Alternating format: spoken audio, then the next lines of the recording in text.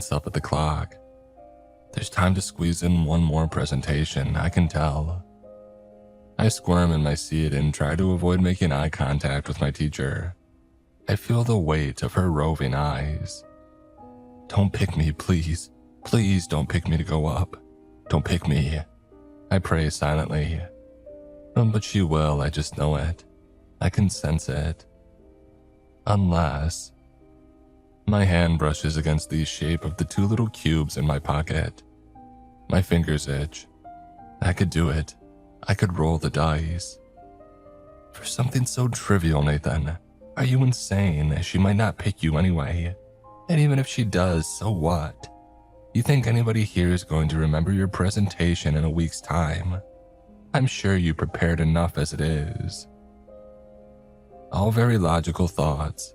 Very logical indeed. Entirely worthless though, of course.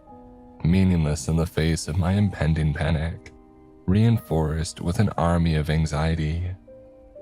They fly the banner of fear, and it is fierce. Reese, with an almost audible sigh of relief, has finished his presentation. The tension in the class breaks way into a polite round of applause, and now it's my chance. Now is my chance if I'm going to take it.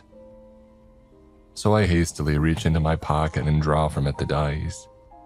They are carved of a reddish wood and only ever so slightly heavier than they look. I raise them to the desk in a shaking hand, and I roll. They tumble across the papers before me on the table, and I stare down at them, jaw clenched. Jumping from number to number, they quickly start to settle. They land. A 3 and a 4. A 7 then. Not bad, not bad. I brace, and I wince with the expected pain. The human ability to forget is a fascinating thing, entirely necessary, I would suspect, for aid in forgiveness and in general trauma, but a hindrance too, at times. How often have you awoken in the morning as a wreck, fumbling and staggering to the curtains as your head pounds in bitter frustration? Tonight, you tell yourself, tonight will be the night that I change my ways. Tonight I will go to bed early, I promise. And how often have you broken that promise?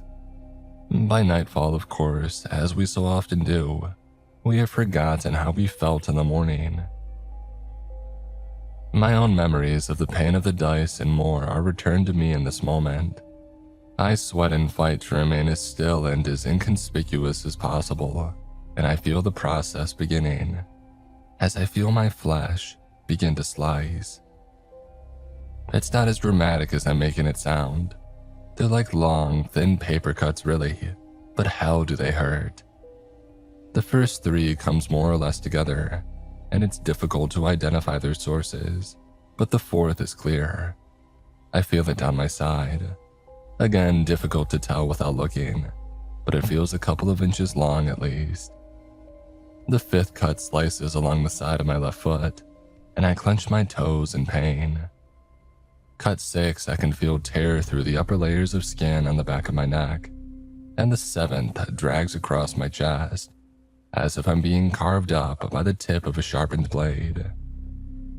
I breathe through my nose, controlling my breathing as best I can. Some of those will have drawn blood, I know. Perhaps not a lot, but they'll still show up clear on my white shirt if they have. The uniform policy here is relatively strict, but it's the final lesson of the day, and I can probably get away with putting my coat on to cover, just as long as I'm not called up to the front, just as long as I'm not called up to perform my presentation. I stow away the dice and glance up to my teacher, heart pounding. Her eyes meet mine and my pulse jumps wildly, but her scanning continues. There's time for one more, I think, she says as Reese settles back into his seat. Alicia, let's hear yours. I slump back into my chair with relief, wincing a little as the freshly formed scar on my back rubs up against the chair's hard plastic. I cautiously lean forwards to draw on my coat as my heart rate starts to come down.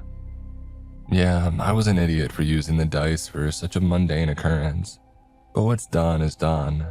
They've saved me again. I won't blow this opportunity. My presentation will be ready by tomorrow, and I'll be prepared. I never used to bring the dice to school. It seemed a foolish thing to do. They've been in my possession for around a year now, but for the first 10 months I used them pretty much exclusively at home in my room, sparingly and fleetingly, for only the most important of moments. The scars typically fade after about a month or so, provided that they're not too deep, and aside from a couple on my face that I had to explain away, and one particularly unfortunate use of the dice which saw 3 of the cuts appear on the same wrist, they haven't caused me much trouble. I cringe now as I recall that latter memory. I was wearing long sleeves at the time, but one of them came down and my mom saw the result. As with the scars on my face, I managed to explain them all away, but that was still a difficult conversation. A difficult conversation indeed. But yeah, as I said, aside from those rarities, typically no one notices the scars. I'm careful around my family, and hey, it's not like any girls are going to be seeing me without my clothes on anytime soon. I'm 16, but I'm a loser really. They're not interested in me. I don't blame them, but it's still frustrating. I shouldn't complain. I have a small but good group of friends. All dudes, of course, but hey, I have more than many and it could be worse.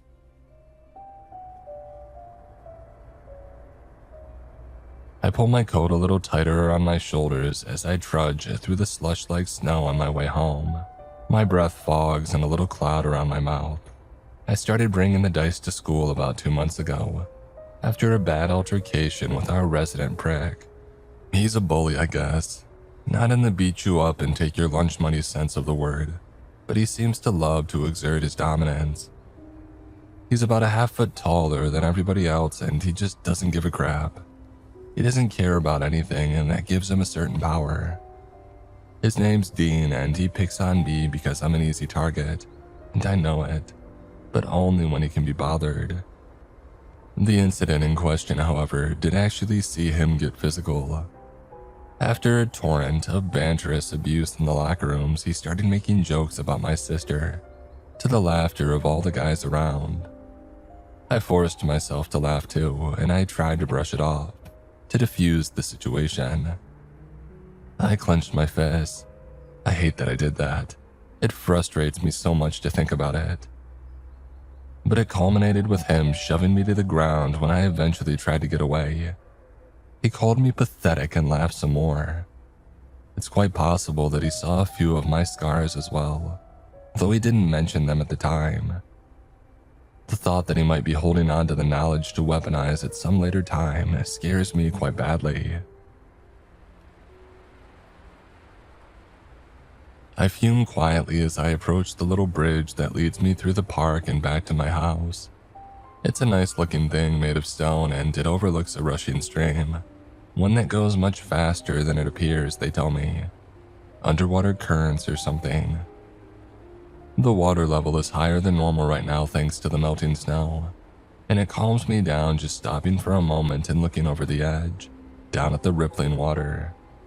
I breathe. I started bringing the dice to school after that incident with Dean. I used them occasionally to ensure that I would be lucky enough to avoid him, or that he would simply not take any interest in taunting me in that particular day, if I suspected he was in an irritable mood. And they've served me pretty well so far. An echo of a sting across my side reminds me of the cost, and I sigh as I stuff my hands into my pockets and continue on home. I barely sleep that night. Worries about Dean and about my presentation swirl malevolently around in my mind, blurred with dreams about a girl that I have a crush on, a girl in my year called Louise. Embarrassingly, I've used the dice on her in the past too. I only rolled a 5, but that same day the seating plan in our history class was changed, and she ended up being seated next to me. We chat occasionally in those lessons. She has a boyfriend in the year above, but whatever. C'est la vie. It's pretty common knowledge that Dean likes her too, so I get a perverse sense of satisfaction knowing that she likely talks to me more than she talks to him. Could be one of the reasons that he hates me so much, I don't know. He probably doesn't hate me at all. He certainly won't spend as much time worrying about me as I do him. School life. It sure is shit. I awake the next morning with a cluttered and chaotic mind, and even after a night preparing my presentation, I still worry. I still fear that it isn't enough.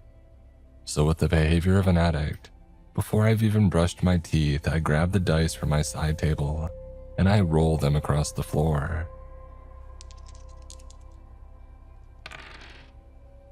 A 5 and a 6. A mighty 11. I cry out a little in pain as these scars are sliced across my skin. One cuts right through a scar from the previous afternoon, and fresh blood starts to leak down my side. Another cuts up the back of my neck just behind my ear, and another slices down the side of my pelvis.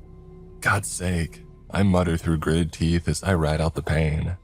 I have to stop doing this, I have to stop. I'm using them too much, like way too much. As the day progresses, however, they do nonetheless seem to pay off. My presentation goes fantastically. I'm selected to go first and it goes without a hitch. No one seemed to notice or care about my nerves. I spoke with easy flow and I didn't forget a thing.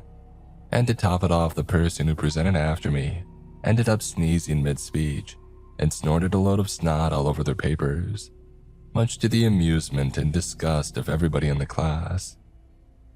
I knew in that moment that my presentation had already left the minds of my peers. There was no need to be self-conscious. I could breathe and relax. My luck didn't stop there either. Louise was moved into my science class. Not only that, but she was seated right next to me again. She was quieter than usual though. Something seemed to be off. And so, riding high on the success of my presentation, I actually spoke to her human to human. Not in a weird, simpy way. I actually asked her what was wrong, and it was genuine. She glanced at me, eyes wet, and I realized that she was on the edge of crying. I broke up with Matt, she murmured quietly, sniffling and wiping her eyes. Her boyfriend, Matt. My heart leapt with an accompanying rush of emotions. I felt bad for her, sure, of course I did. But damn, what an opportunity. And hell, did I do this? Was I responsible for this turn of events and given my roll of the dice? I can't be certain. Surely the dice couldn't end a relationship at the drop of a hat. Surely. They create good luck. Only good. Right? I push these ethical concerns aside and I take the opportunity. I'm unlikely to be in possession of such a burst of confidence again anytime soon, so I have to make the most of it. I talked to her the entire lesson, and by lunch, she had added me on Snapchat. She has added me. There is hope then. Over the course of the next week, we become closer. I can barely believe that it's happening, but it is. I'm actually getting to know her. I used the dice a couple more times too. The first roll is low and it's hard to tell what effect they might have had. But the second roll, it generates a 10. And that very same day, Louise's two best friends are both forced to miss school. They're sick apparently. And Louise asks me on a whim if I want to spend lunch with her instead. My pulse races with excitement. Hell, I should have done this sooner. Use the dice in such a way, this is brilliant. We spend the whole of lunch just talking, though at one point she playfully punches me on the arm, and I have to fight back a sharp spread of sudden pain as her fist connects with a series of crisscross scars beneath the sleeve. I'm reminded, as I often am, that my actions are foolish and short-sighted, but I can't help it. They cut me some slack, I just can't help it. What's a little pain in the face of such a dramatic improvement in quality of life? It's towards the end of this first week when I overhear Louise talking about a party that she's having at the weekend. A party.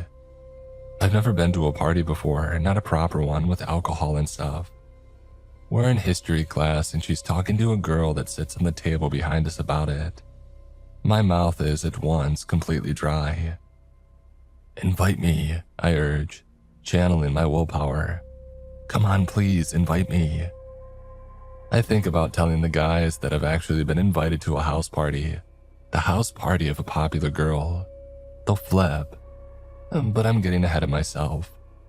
"Come on, Luis," I think, "just invite me. This is my chance to make myself. Please invite me." All sorts of crazy shit happens at parties. Maybe I'll get a chance to try and kiss her. She turns back to me after a minute with a smile, but there's no invite. I think about mentioning it. "So you're having a party this weekend, it sounds fun." But it's too obvious and it's too desperate. The class goes by and it ends the way that it started, with no invite. I think you know where this is going by now. I promised myself that I would cut down, but I can't. Just one more roll. And there's only one class left in the day and Luis isn't even in it. I'm usually quite careful with the dice, but this time I just wait with agitation for the masses to disperse. A quick glance to either end of the corridor and I crouch down by the wall. I fumble for the dice and I roll. "Get me invited to Luis's party, please." The dice clatter and bounce across the wall. Ideally, Dean won't be there either. Come on, dice, do your thing. They land. A 6. I chew my tongue. Will it be enough? I suppose that I could always try rolling again. I cringe as the first of the scars start to slice its way down my thigh, another up my spine and another across my hip. Hopefully they won't be deep. I look up from the dice to the end of the corridor, and my blood freezes in my veins. Dean stands silent, watching in confusion. His shadow is long beneath the flickering buzz of the overhead lights. He looks from the dice to me and his eyes widen. He stares in surprise as the thin scar of an invisible blade cuts from the edge of my jaw and down the side of my neck to my collar. And Dean watches in growing alarm as these scars slices its way down my jaw and neck, and all I can do is stare back in frozen panic. A couple of these cuts definitely draw blood, but I barely even notice. I've never seen him like this before. He's always so sure of himself. He opens his mouth as if he's about to call out to me down the hall, but a teacher appears suddenly from around the corner on the opposite side of the corridor. "Dean!" he barks, snapping his fingers. "Don't make me tell you again. Get to your next class." Dean's eyes flicker over to the teacher and I grab the dice, hastily stuffing them into my pocket and stumbling to my feet, half walking and half running away and out of sight. "Oi!" the teacher shouts after me, but I don't think he saw who I was. I'm certainly not going back to find out. I push through the door into my final lesson of the day, apologize for my lateness and shakily settle down into my seat, pulling up my collar to hide my latest cut. A trickle of blood runs down my wrist and I hastily try to wipe it away. My friend who sits beside me whispers over, "Nathan, you alright, mate? You don't look so good." All I can do is nod and smile weakly in response. He saw. Dean saw. The worst person who could possibly see me use the dice saw me use the dice. What shitty luck. How delightfully ironic. I can barely focus through the class. I can't stop fretting and worrying and glancing to the door. I'm half expecting him to burst right through at any moment, but he doesn't, of course. The dice do pay off, though. The 6 that I rolled was sufficient and it happened. Louise bumps into me on the way out of school. She doesn't live too far away from me, but she gets her parents to pick her up. I prefer to walk. It's by the gates that she sees me, and it's as if a light bulb goes off in her head when our eyes meet. Nathan, oh, I'm glad that I caught you actually. I can't believe that I forgot to ask. I'm having a party tomorrow. Do you want to come? The elation that I should be feeling is overshadowed by the impending sense of dread that now haunts me. I force a grin though and tell her that I would love to come. She seems pleased. Great, I'll see you then. Wear something nice, she says playfully as she waves and disappears into her parents' car. I consider this phrase as I walk home, searching for some secret meaning within it. Wear something nice. It gives me something pleasant to think about, at least, and it's not a particularly free-spirited walk home. By the time that I've reached the bridge that I must have glanced over my shoulder a dozen times or more, anxiously looking out for Dean. Does he know where I live? No, that's ridiculous. No, why would he? I think about using the dice that evening, but there's little point really. I've used them far too much these past few days. I'll survive without them. I can survive for one night. Saturday, I spend preening and preparing. I sneak into my sister's room and borrow some of her makeup to cover up the more noticeable scars. It's a practice that I've gained some experience in these last couple of weeks. I have to be subtle though, of course. The makeup might end up being harder to explain than the cuts if I don't get it just right. The hours fly by. The time at which I'm due to head over to Luis's draws closer and closer. The little wooden dice sit tantalizingly on my desk, and my fingers itch every time that I pass them by. You don't need them, Nathan. You can do this without them. Everybody else on Earth manages and you can too. You don't need them, you don't need them. I look at myself in the mirror about 100 times over the course of the day. Ridiculous, I know. But I don't know when or if I'm going to get a chance like this again. I need to make a good impression. My parents think that I'm just going to stay over at a friend's. My alcohol is hidden at the bottom of my bag, and it clinks softly and subtly as I hastily shout goodbye from the front door and push on out into the night. The dice, as small as they are still a very comforting weight in my pocket. Yeah, I brought them. I haven't used them yet. I resisted the urge, but I couldn't leave them at home either, not on a night like this. I just couldn't. So I decided at the last second to grab them off my desk and bring them along. You know, just in case. My heart pounds as I approach her door, almost to the beat of the muffled music that I can hear within the walls. Hey, you've got this, I think to myself. You've got this. I knock, and the door swings open. The party begins pretty much how I had expected it to. People laughing and drinking in relatively low levels of light, music blaring. Kids are actually talking to me, they're listening to what I have to say. It's going actually pretty well. I barely seen Louise though. I guess she must be busy as the host and all, but I have no idea how I'm supposed to approach her in an environment such as this. There's no protocol, none that I know of anyway. So for now, I just drank. It's a good strategy as any, I suppose. Can after can. A few hours in, and I find myself wandering from room to room, walking through the main area at the front of the house. No beer pong set up anywhere, but then maybe that's just an American TV thing. Lots of raucous-looking card games going though. Nathan! I hear from somewhere behind me. I turn from left to right looking. Nathan! I hear again. It's Luis's voice, and I see her sat in a circle with a group of others. She waves at me. Hey, Luis! I call back, stepping closer. Hey, guys. I realize two things in rapid succession as I approach.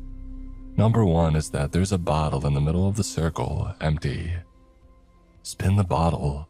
Holy shit, they're playing Spin the Bottle. This is it, Nathan, this is what you were hoping for. Oh, don't chicken out, mate, you can do this. You can do it. And number two, My mood and my confidence drops almost instantly as I realize the power of the 6 that I rolled on the dice has only gone so far. As Dean, to my dismay, is amongst the crew. He's clearly on the verge of wasted already. He leers at me, spilling a little of his can onto the floor as he turns. "Hey, kiddo, come join the party." Shit. My fingers unconsciously drop to my pocket to feel the comforting shape of the dice tucked away. My body knows what I'm gonna do even before my mind has decided upon it. "Yeah, I'll be right back," I call over. Luis raises an eyebrow. "What? Come on, Nathan, come play." I pull out my hands and laugh awkwardly as I back away. "Honestly, I'll be right back, I promise." And before anybody can say another thing, I've retreated into the crowds, hastily pushing my way through and up the stairs along the corridor, and shutting the bathroom door tight behind me and stumbling a little as I do so. Shoot, Dean's not the only one starting to get drunk here. I grab the sink for balance and I look at myself in the mirror. I look pretty good, I think. Eyes a little bloodshot, but otherwise on form. I dip my head for a gulp of cool water, and then I pull back and crouch to the floor. "Dice," I mutter. "Dice, don't fail me now. I really need this game of spin the bottle to go well. You know what I'm hoping for? Come on, let's do this." I'm also hoping that the alcohol in my system will dull the pain a little, and I roll.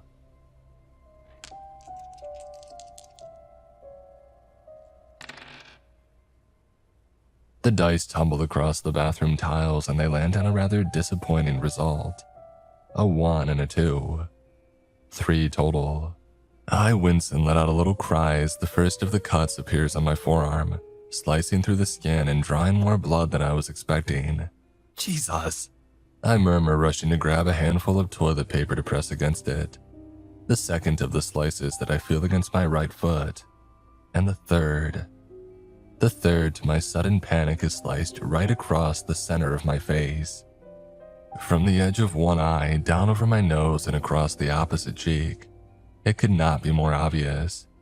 I stare at myself in the mirror as the music pounds downstairs. Sounds like "I Don't Care" by Justin Bieber and Ed Sheeran, I think. Mundanely and bizarrely. The little rivulets of blood begin to leak down over my skin. No, come on! As my anxiety returns, I start to madly dab away at the cut with the toilet paper, and then I change my mind and wash away the blood with the water. But the blood just keeps coming and I reach for the towel. "Are you really gonna bleed all over the host's property, Nathan, after she invited you here?" I swear again and bang my fist against my leg in frustration, opting instead for another huge handful of toilet paper. What the hell am I gonna do? What do I say? I hear voices outside the bathroom door. Somebody calls my name and I ignore it. I can't just go home. My parents would have a whole host of questions as to why I had chosen to abandon my friend in the middle of the night. I didn't even bring a key with me, so I would have to knock on the door, and I'm sure as hell not doing that. Not in this state. I look down at the dice still on the floor. I pick them up before I forget, looking them over, feeling their weight between my fingers. The wood, it feels so good. They're such intricate little things. Maybe I could use them again, go for another roll, risk a couple more nasty scars for a little general luck. It would be just as good a use as rolling for spin the bottle, surely. I slam my hand against my forehead in frustration. Spin the bottle. I'm literally missing the greatest opportunity of my life at this very moment. Just as the stress threatens to overwhelm me, there's an urgent knock at the bathroom door. I hear my name again clearer this time, and it's Luis's voice. As I'm debating whether or not to open up and let her in, I realize that I never even locked the door in the first place, and my decision is made for me. It slams wide open and Luis staggers in, drunk, classic. "Nathan, what's taking you?" She stops and stares at my face. "Oh my God, what the hell happened to you?" I don't even know what to say. I sigh and shrug. "It was an accident," I manage feebly. Jesus, Nathan, look, come on, come downstairs. There's a med kit in the kitchen. She grabs me by the hand, which actually feels really nice, and she drags me back downstairs. I let her, screw it. There were a few gasps of surprise and even some perverse amusement as I'm led down the stairs and past groups of partygoers on the way to the kitchen. She releases me upon arrival as she crouches down to open up one of the cupboards below the sink. Jesus Christ, Nathan, one of the attendees asks me, what happened to you? As I'm mulling over a response, an irritated Dean stumbles into the room, eyes fixed on Louise as she draws close to me and starts dabbing away at the scar. He laughs loudly and obnoxiously, gesturing to me. Well, look at this guy. That's the face of somebody who's hoping to get lucky tonight. Louise ignores him, but he isn't looking at her now. He's turned to me as if prompted by his own words. He's actually studying my face, and of course, he sees the scar. Fear courses through me. I don't think I've ever been scared of another person as much as I fear Dean in this moment. My legs tense right up, ready to run, if need be. He stumbles drunkenly much closer, putting a hand on the edge of the table for balance. You did it again, didn't you? He hisses at me. Those dice, what do they do, huh? Why do you do that to yourself? Louise turns and puts herself between us. I'm grateful for her intervention, but it's beyond embarrassing that she feels as if she has to. Leave him alone, Dean. You said you weren't going to cause any trouble tonight. Dean shakes his head, ignoring the multitude of eyes that are now watching the scene unfold from around the room. He throws out a hand. You know that he has a hard-on for you, don't you, Louise? He's gagging for it. He turns to me. What's the deal with your obsession anyway? Did you even bring your sister for the rest of us to play with while you have a crack at your handler here? Louise shakes her head and swears at him. You're disgusting, Dean. Oh, you love it, girl, he snorts. I don't know why you've taken such an interest in this kid all of a sudden. Is it a pity thing? Is that it? My skin crawls. This is excruciating. I can feel my face burn from the humiliation. I don't know what to do. Just leave him alone, Louise shouts. Why are you defending him? What the hell's gotten into you recently? He asks angrily, and then his expression changes. Through the drunken clouds comes the ray of realization. I tense up and he looks at me. He cocks his head, narrowing his eyes. No way, he mutters. Those dice. There's no way. But I'm not sticking around to watch the cogs and gears of his thought processes start to turn. I move quickly, slipping out and away into the crowd. Nathan! He shouts after me, but I ignore him. I run from room to room, keeping low and pushing past as many as I can. The dice will save me. The dice can always save me. I push through the party and stagger out through the back door, much to the amusement of a group of nearby smokers, but I pay them no mind. Stumbling into the shadows by the garden's decking, I stuff my hand into my pocket and grab the dice. Save me, I beg in a harsh whisper. I've really screwed tonight up, it would seem. Just get me out of this in the best way possible, please. The way that works the best for me given everything that's happened. Is that too vague? I wonder as I close my fist and shake the dice. I can hear him through the house calling my name. He's in pursuit. I roll the dice and they tumble across the wood of the deck. Please, I think to them. Please. And they land. Caught in the flashing, colorful lights from the nearest window, the numbers are lighted. A 6 and a 6. Magic 12. I writhe in pain and my muscles tense as one by one the cuts and scars begin to slice across my body. The alcohol in my blood was supposed to dull the pain, but these feel worse than ever. And judging by the wetness, most of them draw blood too. I feel one across my hip and another across my foot, a third almost exactly over the scar of another, reopening it, and a fourth down my groin in between my legs. Oh, that one hurts a lot. And still they keep coming. I find myself fighting back tears by the 9th or 10th. A thin red line appears between the webbing of my forefinger and thumb. Another slices from my lower lip and down the curvature of my chin. The taste is thick and metallic. I spit onto the grass and there I see a shadow, standing next to my own. I turn and look up to see my tormentor, staring in horrified amazement. What the hell? You're insane. He mutters quietly, rage building behind his words. They do something, don't they? The dice. Between you and Louise. I grin up at him with terribly misplaced confidence. A 12. I rolled a 12. What can he do to me now?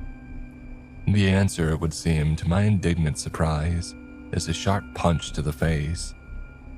In one swift motion, he leans down and slams his fist into my nose and cheek with a sickening crack. I cry out as my vision flashes temporarily white. I slip from the decking and I land with a thud in the grass. He punched me. I don't understand. I don't get it. The dice, did I break them? Did I use them too much? What's happening? In my disbelief and agony, there's nothing that I can do but watch. Watch in terror as Dean crouches to the ground, and as the lights of the party inside flash red against the side of his face. He reaches out a hand and he picks up the dice for himself. Dean tosses the dice in the air and catches them both in the same hand with a little wooden clattering. He looks down at me. So what do they do then, mate? Mind control, is that it? You've been weaving a sick little spell over Louise, have you? Dean, I grunt as I climb up onto my feet. Please, just give them back. He closes his fist around the dice.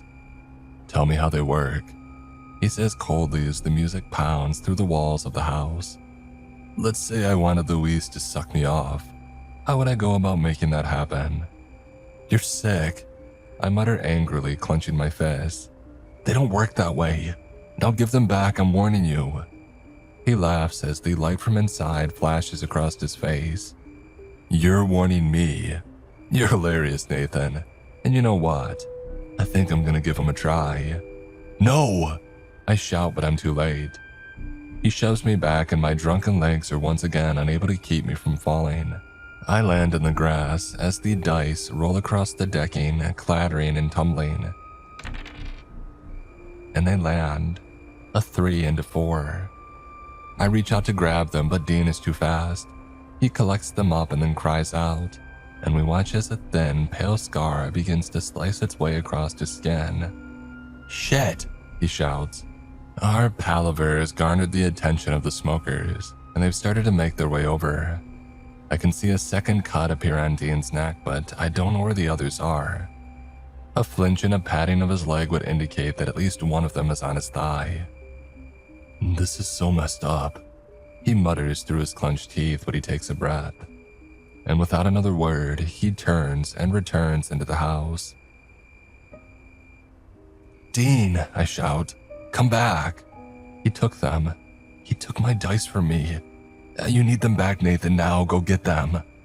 I climb up for the second time and shove past the smokers, staggering into the heat of the party as I look for them, for the thief.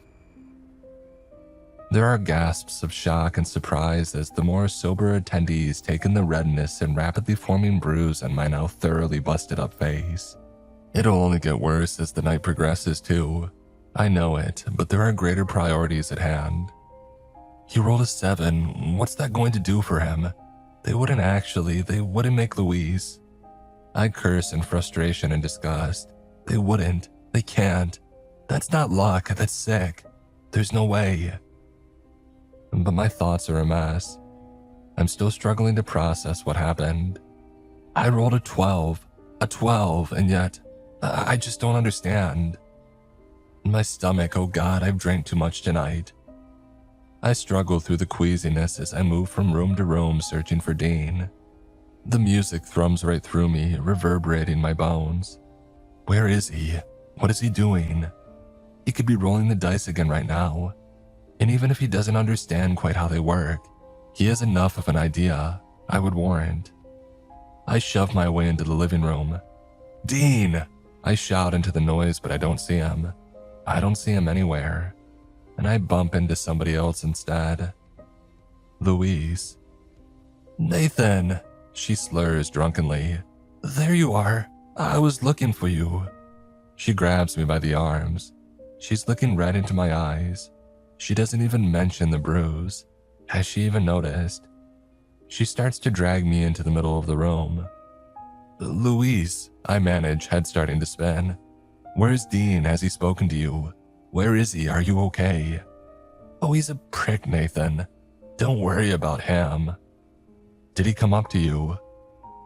Yeah, he tried to hit on me, but some other girl was all over him and he left. Some people have no taste." She stumbles, trying to use me for balance, but I'm not much help. I'm barely able to stand still myself. "But I do," she whispers, and before I can respond, she pushes herself against me and her lips against mine. Holy. For a second, I can barely believe what's happening. It doesn't feel real, but it is. I close my eyes and bewildered, I return the kiss. The loud and rabblesome cheer of the crowd rises up all around. I can see the flashes of phones through my eyelids, but I don't care. In this briefest of moments, everything is amazing. And the moment really is very brief indeed. Because my stomach lurches. I feel it contract and I pull back in sudden dismay. Louise doesn't even open her eyes. She draws in close again instantly and it becomes too much. My body has rejected the alcohol, it would seem, and I'm unable to stop myself. To my horror, I vomit. Explosively in a great and disgusting flow all over her face and front. I stumble back and try to cover my mouth, but it does little. She screams, "Nathan, what the hell?" She shouts as the phone flashes from all around increase tenfold. And there among them is Dean. He stares in disbelief but laughing all the same. And I don't fail to notice a couple of fresh scars on his neck and forearms. I flush with rage as Louise runs away to the bathroom presumably. The girl on Dean's arm tries to tug his sleeve impatiently, but he ignores her. He's still laughing, almost doubled over now, and I ignore it too. I don't know if it's the alcohol or the anger or the desperation, for the dice or something else, but without skipping a beat, I stride towards him fuming. I draw back my hand, putting into the motion every ounce of my hatred for this horrible prick, and I push my whole body forwards from my back foot, slamming with force my fist into Dean's stupid face. It hurts my hand like absolute hell, to be honest, and it'll ache even worse once the adrenaline wears off, but it's worth it. It is worth it to see the laughter dissipate at once into dumbfounded shock and surprise. He stumbles backwards and throws out his hands to look for something to grab for balance, and as he does so, he drops the dice.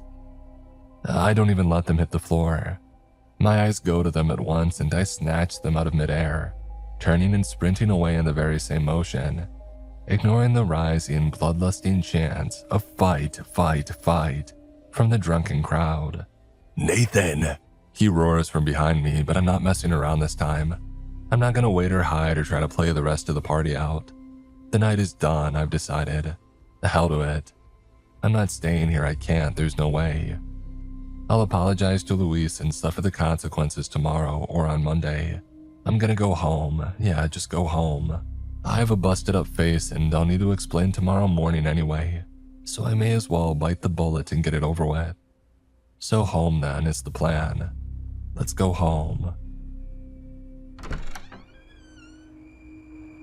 I burst through the front door, slipping a little in the slushy, half-melted ice of the pavement but keeping my balance, running away down the road and into the night. To my panic, however, I hear him behind me. His voice carries over and rises above the rush of the winter wind in my ears. "Give me the dice, Nathan." I hear him shout, but I do not look back. I just run. Through street after street, past the lines of snow-tipped trees, illuminated orange in the glow of the street lamps as I pass them by. The material of the ground changes beneath my feet, softening as I leap behind the pavement and begin my sprint across the park towards the bridge. The sound of the rushing water becomes louder and louder, as do the heavy footfalls of Dean right behind me, getting closer and closer. And at the peak of the stony little bridge, I stumble, my drunken legs failing me only ever so slightly, but it's still enough. It's enough for Dean to catch me. He shoves me in the middle of the back and I tumble to the ground, dice slipping from my fingers, rolling onto and over the cobblestones. Double ones. I grimace as these scars slice their way across the back of my hand and the heel of my right foot. I crawl across the cold stone and reach out, but Dean swoops down and grabs them up before I can get to them. I clamber up onto my knees, shaking as I turn around to face him. "They're dangerous, Dean," I warn him. "Oh yeah, sure they are. And you're the only one that's able to use them safely, is that right?" He looks from the dice to me, snarling. I'm pleased to see a trickle of blood from one of his nostrils. "Look at the state of you, mate. You'd expect me to believe you're using these things in a smart way. Tell me, how do they work? What do they do?" "I'm not telling you," I reply, hardening my stance, but I can't help but flinch when he takes a step closer. "How do they work? How do I get them to do what I want?" I remain silent. "How about this? I'll use them for a week and then give them back, if you really want. How about that? That sounds fair, don't you think?" "Never," I reply quietly, and he shoves me. "Tell me. No." He fumes, clenching and unclenching the fingers of his free fist, the dice held high in the other, and then his eyes flash and his expression changes. "They're important to you, aren't they? These dice, they mean a lot to you." I don't respond, but my answer is obvious in my silence. "You are using them on Louise as well, aren't you? You little mind controller." "I'm not controlling her mind," I reply angrily. "Ah, but you are using them on her in some way, aren't you?" He forces a laugh and mimics a mocking, tutting sound. "That sounds pretty immoral to me. You know what, Nathan? I think you're just a pervert like everyone else." "That's not true," I reply. "Dean, please." He interrupts. "Well, if it's not true and you really don't care about these dice." He grins disturbingly as the wind whistles through the nearby trees. "Then you won't mind if I do this." It's as if time itself slows down. I watch it happen in painstaking detail, but I'm unable to compel my body to move with a fast enough response. Dean pulls back his hand and decides cataclysmically on the scorched earth approach. He laughs with defiant malice as he throws out his arm and hurls the dice over the side of the bridge, down into the rushing water below. "No!"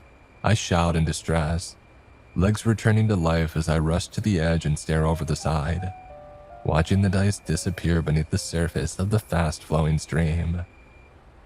And just like that, they're gone. "You idiot," I murmur bitterly. "Do you have any idea what you've just done? Those dice, there's nothing like them on Earth. And you threw them away, just threw them away. To what? To spite me. You're insane, mate. You're a lunatic." And Dean replies with another loud laugh. I turn to face him slowly and angrily, but a curious thing happens next. Something I don't think that either of us quite expected. But in hindsight, it makes a great deal of twisted sense. The laughter is struck from his face as he grunts in sudden discomfort. He looks down at his forearm, and we both do, and we watch in surprise as a scar slices its way across his skin, pale and white beneath the silvery light of the cloud-shrouded moon. And there's a tense pause. "What the?" he begins. He flinches as a second scar cuts down the side of his neck, and then a third across the back of his hand. "Ow!" he shouts, lifting his shirt to see two scars appear at once across his lower abdomen. "Make it stop," he mutters, as another of the cuts slice up and over his chest. "Make it stop." But the slices keep on coming. He twitches and writhes and curses in growing pain as he's steadily covered. He panics. He rushes forwards and grabs me by the shoulders. "What's happening? How do I make it stop? Did you do this? Nathan, what have you done to me?" I stutter feebly in response. I have no idea what's happening. "No, I don't." And I think Dean can tell. He can see the uncertainty in my face. "Christ!" he shouts as he slaps at his own arms, scars appearing all over them now. His shirt is a pale gray, but it starts to darken in certain places with spots of what I can only assume must be blood. I see the veins in his neck tense up as he staggers to the edge of the bridge, grabbing hold of the stony side for balance, swearing and cursing as a line appears on the right side of his face, down his cheek and into his top lip. "Nathan!" he shouts again. He seems afraid now. "Nathan, make it stop!" "I don't know how," I shout. "I don't know what's happening." But then perhaps I do. And I think the realization strikes us both at the same time. His gaze meets mine and we both see it in our mind's eye. We see the dice, ever rolling, ever tumbling across the stony bed of the stream, pushed along by the current, halting for the briefest of moments as they're caught in the rocks, and then nudged almost immediately free, slipping and spilling their way over the stones through the water. "No," he murmurs, wincing as a particularly deep line is cut through his palm. He brings the hand to his face and leaves a bloody half handprint behind. "No." I don't know what to do. My hands are on my head. "No," he shouts again, screaming suddenly as he squeezes his wrist and raises a hand to the moonlight. It's difficult to see, but it looks like a scar has begun under a fingernail and is sliced beneath and then down the length of the skin of his finger. Blood leaks. Another forms across his forehead and cuts through one of his eyebrows. "The dice! I need to find the dice!" He sprints the length of the bridge and immediately around the corner of the stony post that marks its end. He slips down the little bank and I watch in confusion and terror as he splashes into the icy rush of the stream. "Dean!" I shout, but I don't know why. I don't know what possible advice I could offer in this moment, as he forces his way through the water. The stream isn't very deep, it only goes up to his shoulders, but he struggles and screams as he dips beneath again and again, hunting desperately for the dice as his body is sliced steadily to pieces. I come a little to my senses and I actually call for an ambulance. My voice is trembling, thanks in part to the stress and in part to the cold. And I barely even remember what it was that I said come the morning, but I give our location and just under 15 minutes later the vehicle arrives. And Dean by this point has given up his hunt of the stream. I'm not sure if he's even able to continue. He lies as a wreck against the stony bank, soaked and shivering, and every part of his body is dark, stained deep red from head to toe and leaking across the rocks. Strands of skin peel back and away from the muscles as he writhes and twitches in agony. The paramedics hear him and find him almost immediately. I wait on the bridge in shock until I'm sure that they have definitely seen him. "Jesus Christ," one of them shouts, and with that, I slink away. I stumble back through the darkness step after step until I have safely returned to my home. And so concludes the story of my time with the dice. My parents went through a range of emotions upon my unexpected return. Surprise, anger, but concern mostly. I told them pretty much the truth. I just left out the parts that involved the dice. I barely slept that night. Every time I closed my eyes, I saw him. I saw Dean writhing and bloodied on the bank. He died of his injuries, I discovered on Monday. The general consensus is that he slipped and fell into the river in his pursuit of me, cutting himself up on the rocks and subsequently drowning in the process. But I know the paramedics at the least saw a clearer picture of the truth. And everyone who lives near the park knows the rocks in the stream aren't all that sharp. There's nothing but smooth stones. And kids have started avoiding me in the corridors. They would never say it to my face, but they're afraid of me now and I can tell. And a number of other curious things happen over the course of the next week, all directly related to Dean in some way. His younger brother wins some school award for academic achievement. I'm aware that typically the guy struggles. A scratch card that he bought, found in his pocket, is cashed in by his parents for $15,000. The money, I hear, covers the cost of the funeral and eases some of their other financial burdens. The weather for the entire week, a week which ordinarily would have seen Dean play for the school rugby team, was perfect. The snow melted completely away and the conditions for games couldn't have been better. And I'm also pretty sure that I heard on the grapevine that the star player of our rival school broke his foot in an accident. And Luis, well, Luis barely speaks to me anymore. The combination of recent events was likely too much, perhaps coupled with her own embarrassment at so publicly and enthusiastically making out with me at her party in the first place. She got moved away from me in both of the classes that we share, as part of surprise changes to the seating arrangements. I actually tried to speak to her in the corridor one time, and she pretty much admitted that she was just lonely following her breakup with Matt, and that I really shouldn't look into it. A rebound, basically. And that hurt, of course, but hey, it is what it is, I guess. And with every event, each one of these moments, I can't help but wonder what might have been going through Dean's mind as his life force bled from his body, his final thoughts as the dice were carried along the bed of the stream. I suppose in hindsight it was actually rather lucky that the ambulance arrived as promptly as it did. It was really quite lucky that they found him so quickly, splayed on the bank of the stream and out of sight as he was. But even with all that luck, it just wasn't enough. It just wasn't quite enough to save him. The dice, it would seem, are not without their limits. I sigh as I watch one of my classmates give their presentation to the class. I drum my fingers against the desk. My hand reaches absent-mindedly for my pocket, but the dice, of course, are not there. I struggle with waves of guilt these days, guilt and loneliness. Ironically, the only other person who could have understood, even in the most basic of terms, now lies buried beneath the ground. It was Dean's choice to throw the dice into the stream. His choice. And yet, I can't help thinking about the 12 I rolled that night at the party. The double sixes.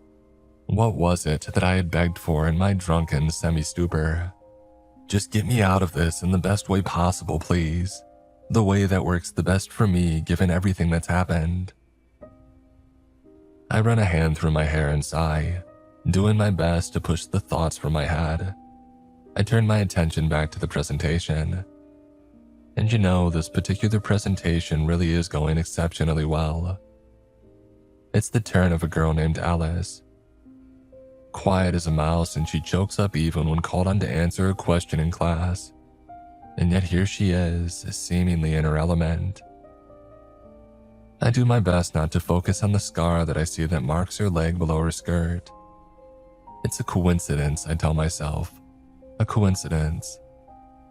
A flurry of leaves blow past the window. It's just a coincidence, Nathan. That's all it is, mate. That's all it is.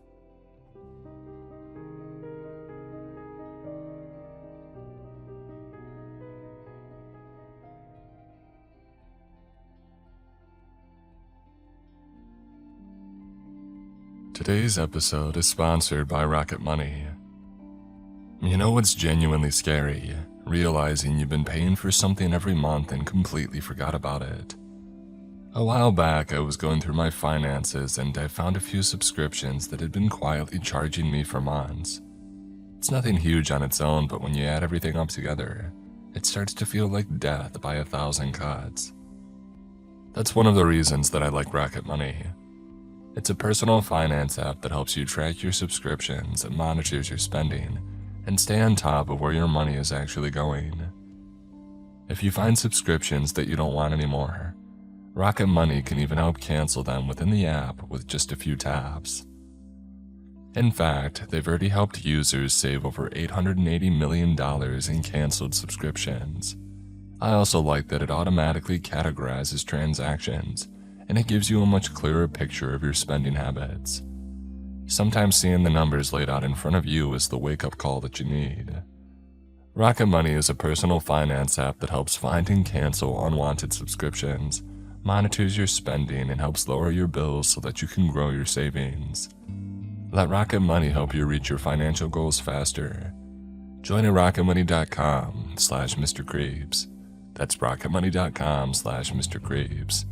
rocketmoney.com/Mr. Creeps.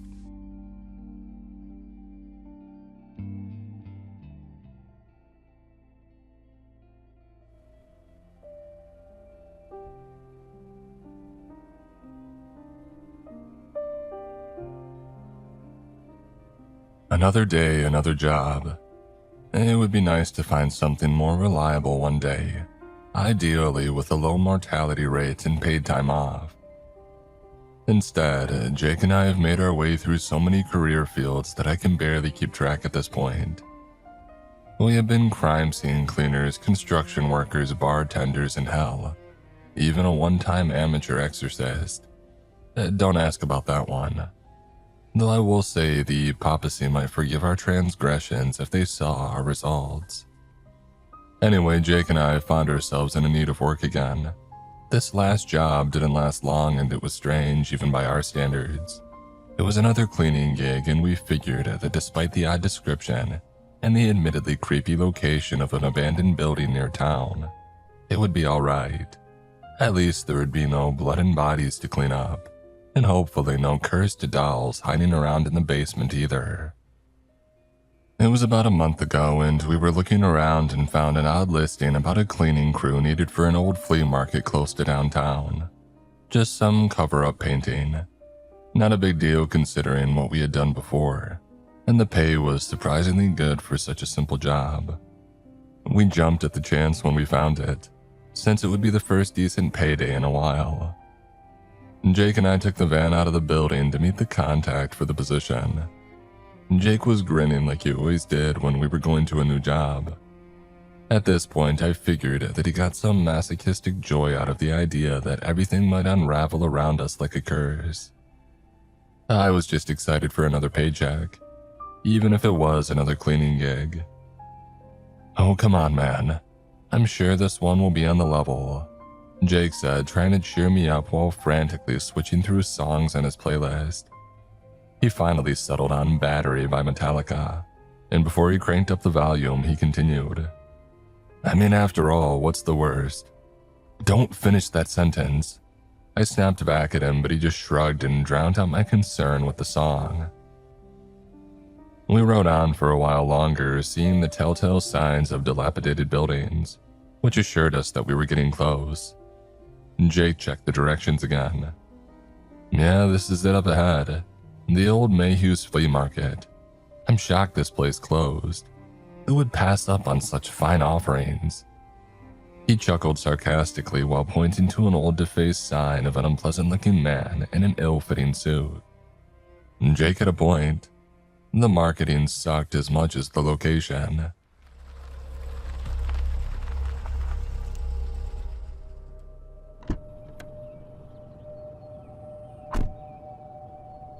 We parked in a lot just outside of the condemned building.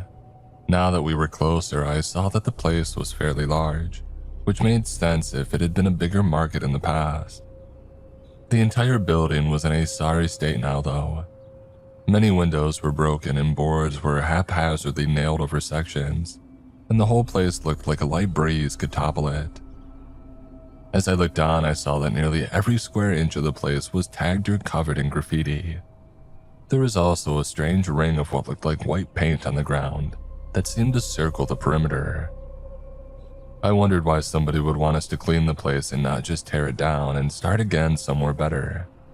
But I supposed it didn't matter. We were there and ready to work, assuming this job really was on the level. I wanted to get down to it as soon as possible.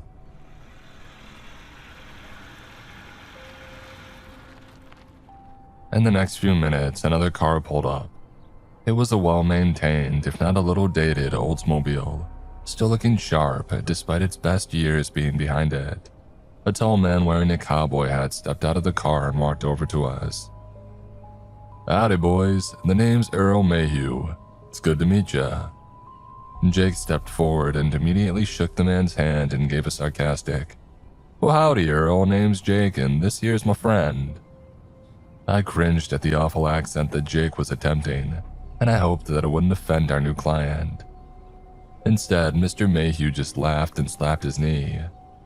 I held out my hand, and before I could say anything, Mr. Mayhew walked past me and towards the building. Well then, now that the introductions are out of the way, please follow me. I can show you the place and you fellas can decide if y'all are interested in the job. He moved on towards the building, and we shrugged and followed. Mayhew rummaged through his pocket for a moment and produced a key that he used to open a large padlock on the front door. Before stepping inside, he peeked in and looked around as if expecting something, and then he finally moved in and gestured for us to follow. Oh, I know she doesn't look like much these days, but we had a lot of good times. I just can't bear the idea of selling the place. This used to be one of the most successful flea markets in the county.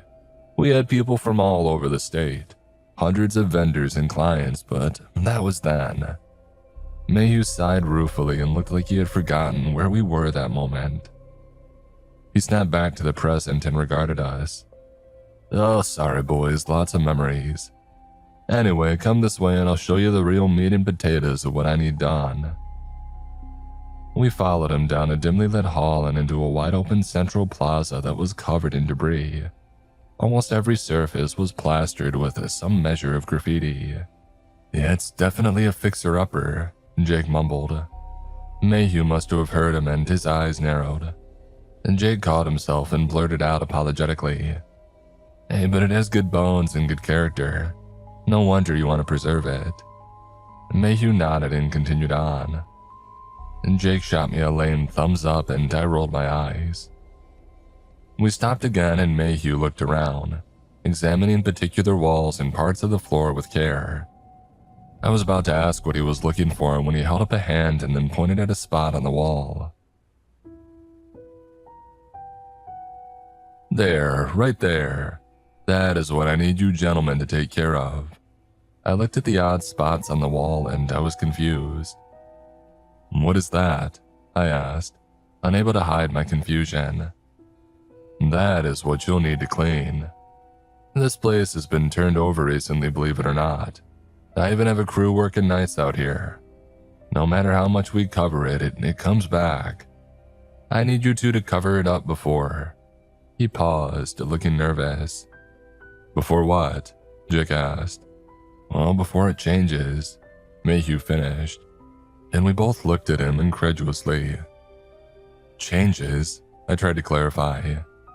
Yeah, I know it sounds crazy, but this art, if you can call it that, it can change. It spreads all the time, slow and steady like. If it ain't cleaned up, it eventually transforms. When the images start forming. Mayhew paused and it looked like he was trying to suppress an involuntary shudder. Well, it's best not to let it come to that. We've had some incidents before when it did. I didn't like the way that he had said incident. But it won't be an issue if y'all are thorough. I just need you fellas to handle the paint. It has to be paint that covers it and not any cheap stuff. It seems as long as we use the decent stuff, it holds it off longer. We tried throwing paint thinner at it in case it might work to wear it down faster, but unfortunately it wouldn't stop the spread. So I was left with gallons of the stuff that I had to store in the main hallway. Once I get the funds ready, I'm going to wallpaper the bejesus out of this place and replace all the flooring and see how that thing likes it. He slapped his knee and laughed again, but he stopped to cough awkwardly. I was confused. What was that thing he was referring to? It felt like there was a detail that he was omitting. Mayhew straightened his jacket and continued. So fellas, what will it be? Just a few weeks of painting and I'm willing to pay you the whole salary of the last crew of 5 people. He held out a piece of paper and I collected it before Jake could. He looked over my shoulder and mumbled a soft, "Whoa," when he saw the pay. I tried to suppress my own excitement. It was double what we had made on our last job for only a couple of weeks of work. Yeah, count on us, sir, we said almost in unison. Excellent, boys. Happy to be doing business with ya. You can start tomorrow. I just have to work out a few things with the other crew and you guys will be in business. Come by bright and early tomorrow, say 6 a.m., and we can go over the particulars. We arrived early the next day as requested. I was still feeling groggy and I hammered back an energy drink before stepping out of the van. Jake seemed oddly energized and leapt out as soon as we had arrived, nearly tripping as we went. Mr. Mayhew was waiting there for us. He looked disturbed by something and he was kneeling down with a tape measure and shaking his head. There was an odd patch of what looked like dark paint that was on the ground near the white ring. As we approached, I heard him mumbling something in frustration about an artistic thing. I cleared my throat to get his attention and called out, "Hey, Mr. Mayhew, good morning." He looked up and the look of concern vanished, replaced by his practiced businessman smile. "Oh, hey, boys, thanks for coming. Alright, so down to business. I'm gonna go over a few things, so please save your questions for the end. I need y'all to listen and remember these things, alright?" We both agreed and Mayhew continued. "Y'all be spending most of your shift painting. Not some normal painting job, but try and think of this one as having a moving target. For a little backstory on how we got here, a long time ago we had a vendor here. She claimed she was an artist, but she was really more of a witch. Now I know it sounds crazy, but it's the God-honest truth, and she caused a whole lot of trouble. Eventually, she cursed this whole place when things changed in a way she didn't like, and at some point she disappeared. Ever since then, this paint keeps finding its way onto the walls, the ceilings, and even the floors."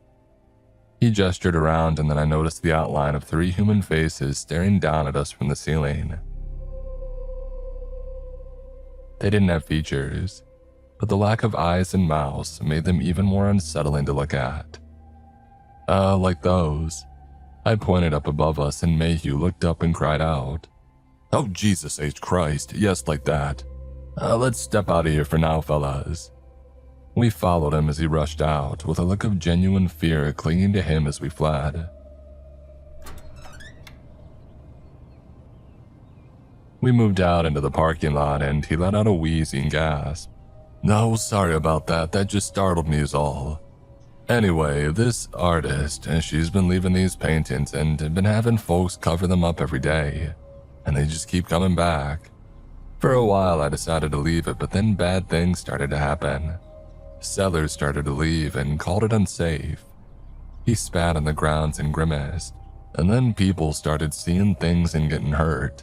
Finally, an incident happened that ended up closing us down for good. Since then, though, I hold out hope that something can be done to save the place. But I can't just leave it. That thing is not content staying here. Every day that art, it creeps a bit closer to the outside, and the details become a little bit clearer. When those details are clear, if you see them well, something bad happens and something that is better covered up. That's why I need you boys and the other cleaners." He cleared his throat and looked troubled. I was trying to digest the crazy story and so was Jake. Mayhew asserted his confidence again and continued. "Whatever this stuff is, it's unsafe. As bad as black mold and just as spreading. Paint over any and all of it that you see, but just be careful it don't spread out beyond this circle. Cover that mess up first." He pointed to a line in the lot snaking out from the building. "And the most important thing, if you see any faces or outlines like back in that room, cover them up right away. Don't wait. If eyes start to form or worse, the mouse." He paused again, suppressing a shudder. "Well, just cover them up. And don't listen to anyone or anything else besides each other and me. Otherwise, easy as pie, right? You guys do this well and it looks good after the first day, you can even get a bonus. But I do need y'all to sign this contract. I like to offer my people true employment." He held out some paper and Jake scoffed. We are independent contractors first and foremost." The indignance in his voice surprised me, and for a moment I thought that it might actually be a deal breaker. And then Jake chuckled as Mayhew looked dumbstruck. "Oh, I'm just yanking your chain. Yeah, bring him the paperwork. Did we get healthcare?" Mayhew smiled again and laughed along. Fill out the paperwork and you can be eligible for health coverage, LTD, and life insurance. Mayhew showed us to a small picnic table set up near the outside of the building, and we filled out the paperwork. I saw something odd in the life insurance policy. It indicated that the placeholder beneficiary was Mayhew Industries. It seemed a bit odd, and so I asked him about it. Mr. Mayhew, this paper says the company holds our life insurance policy first. When does that change? Oh, that, he said dismissively. Oh, it's just standard policy. First 2 weeks we hold the account and securities until it transfers to your beneficiary. It seemed odd, and I was about to tell Jake to hold off.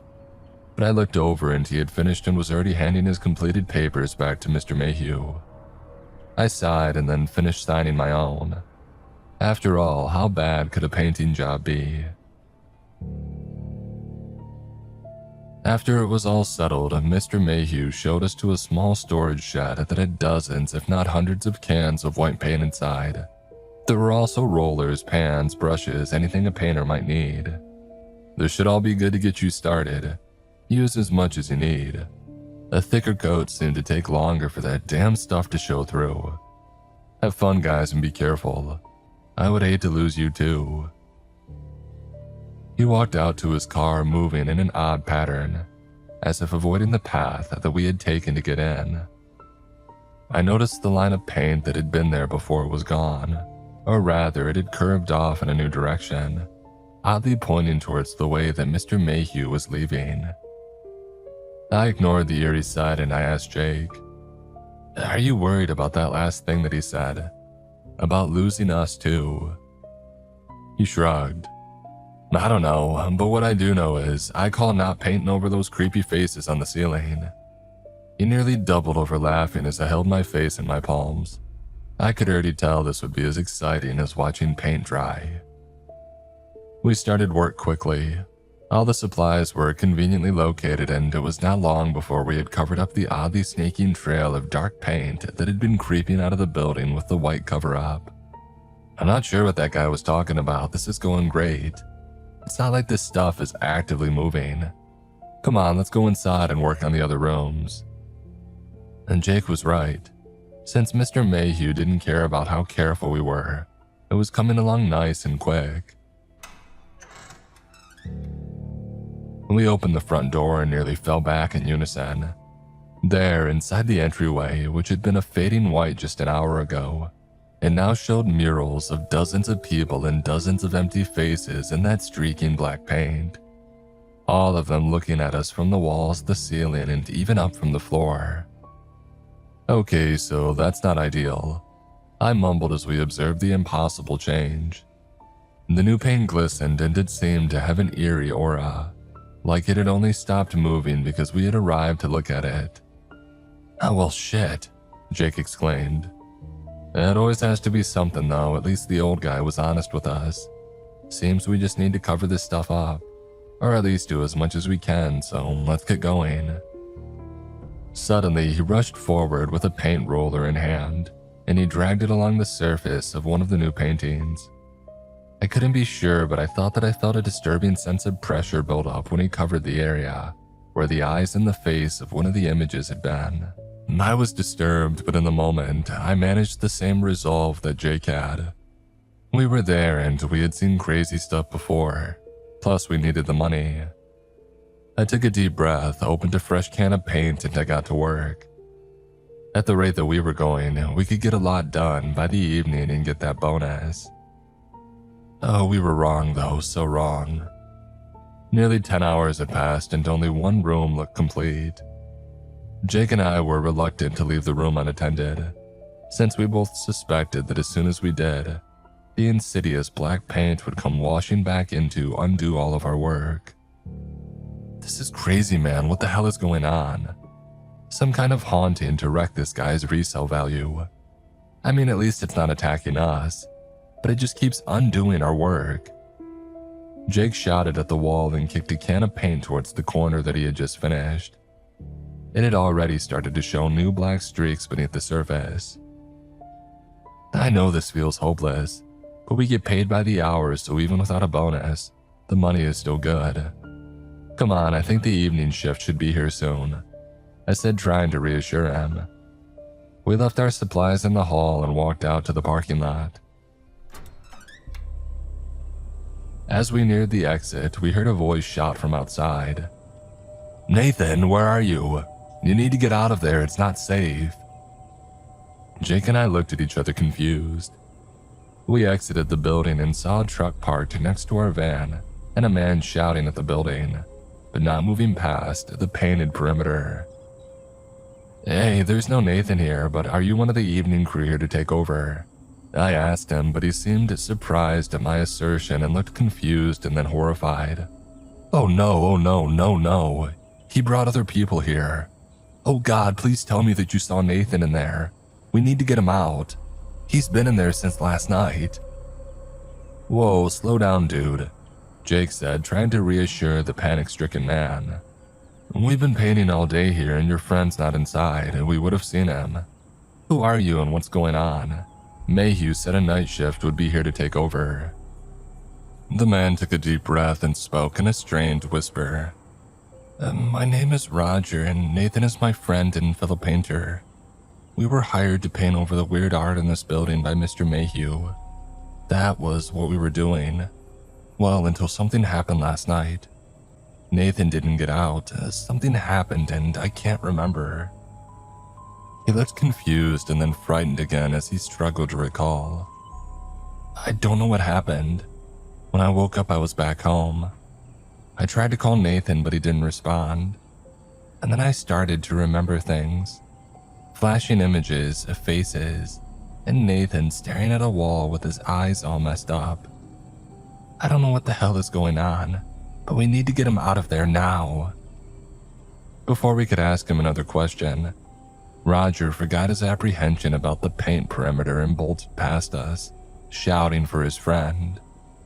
"Shall we?" Jake smiled and ran after the screaming painter, back into the haunted building to look for his friend.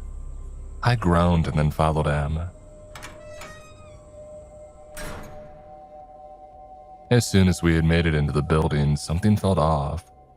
The smell of fresh paint was stronger, but it also had a bizarre tinge to it, like something else was in the air.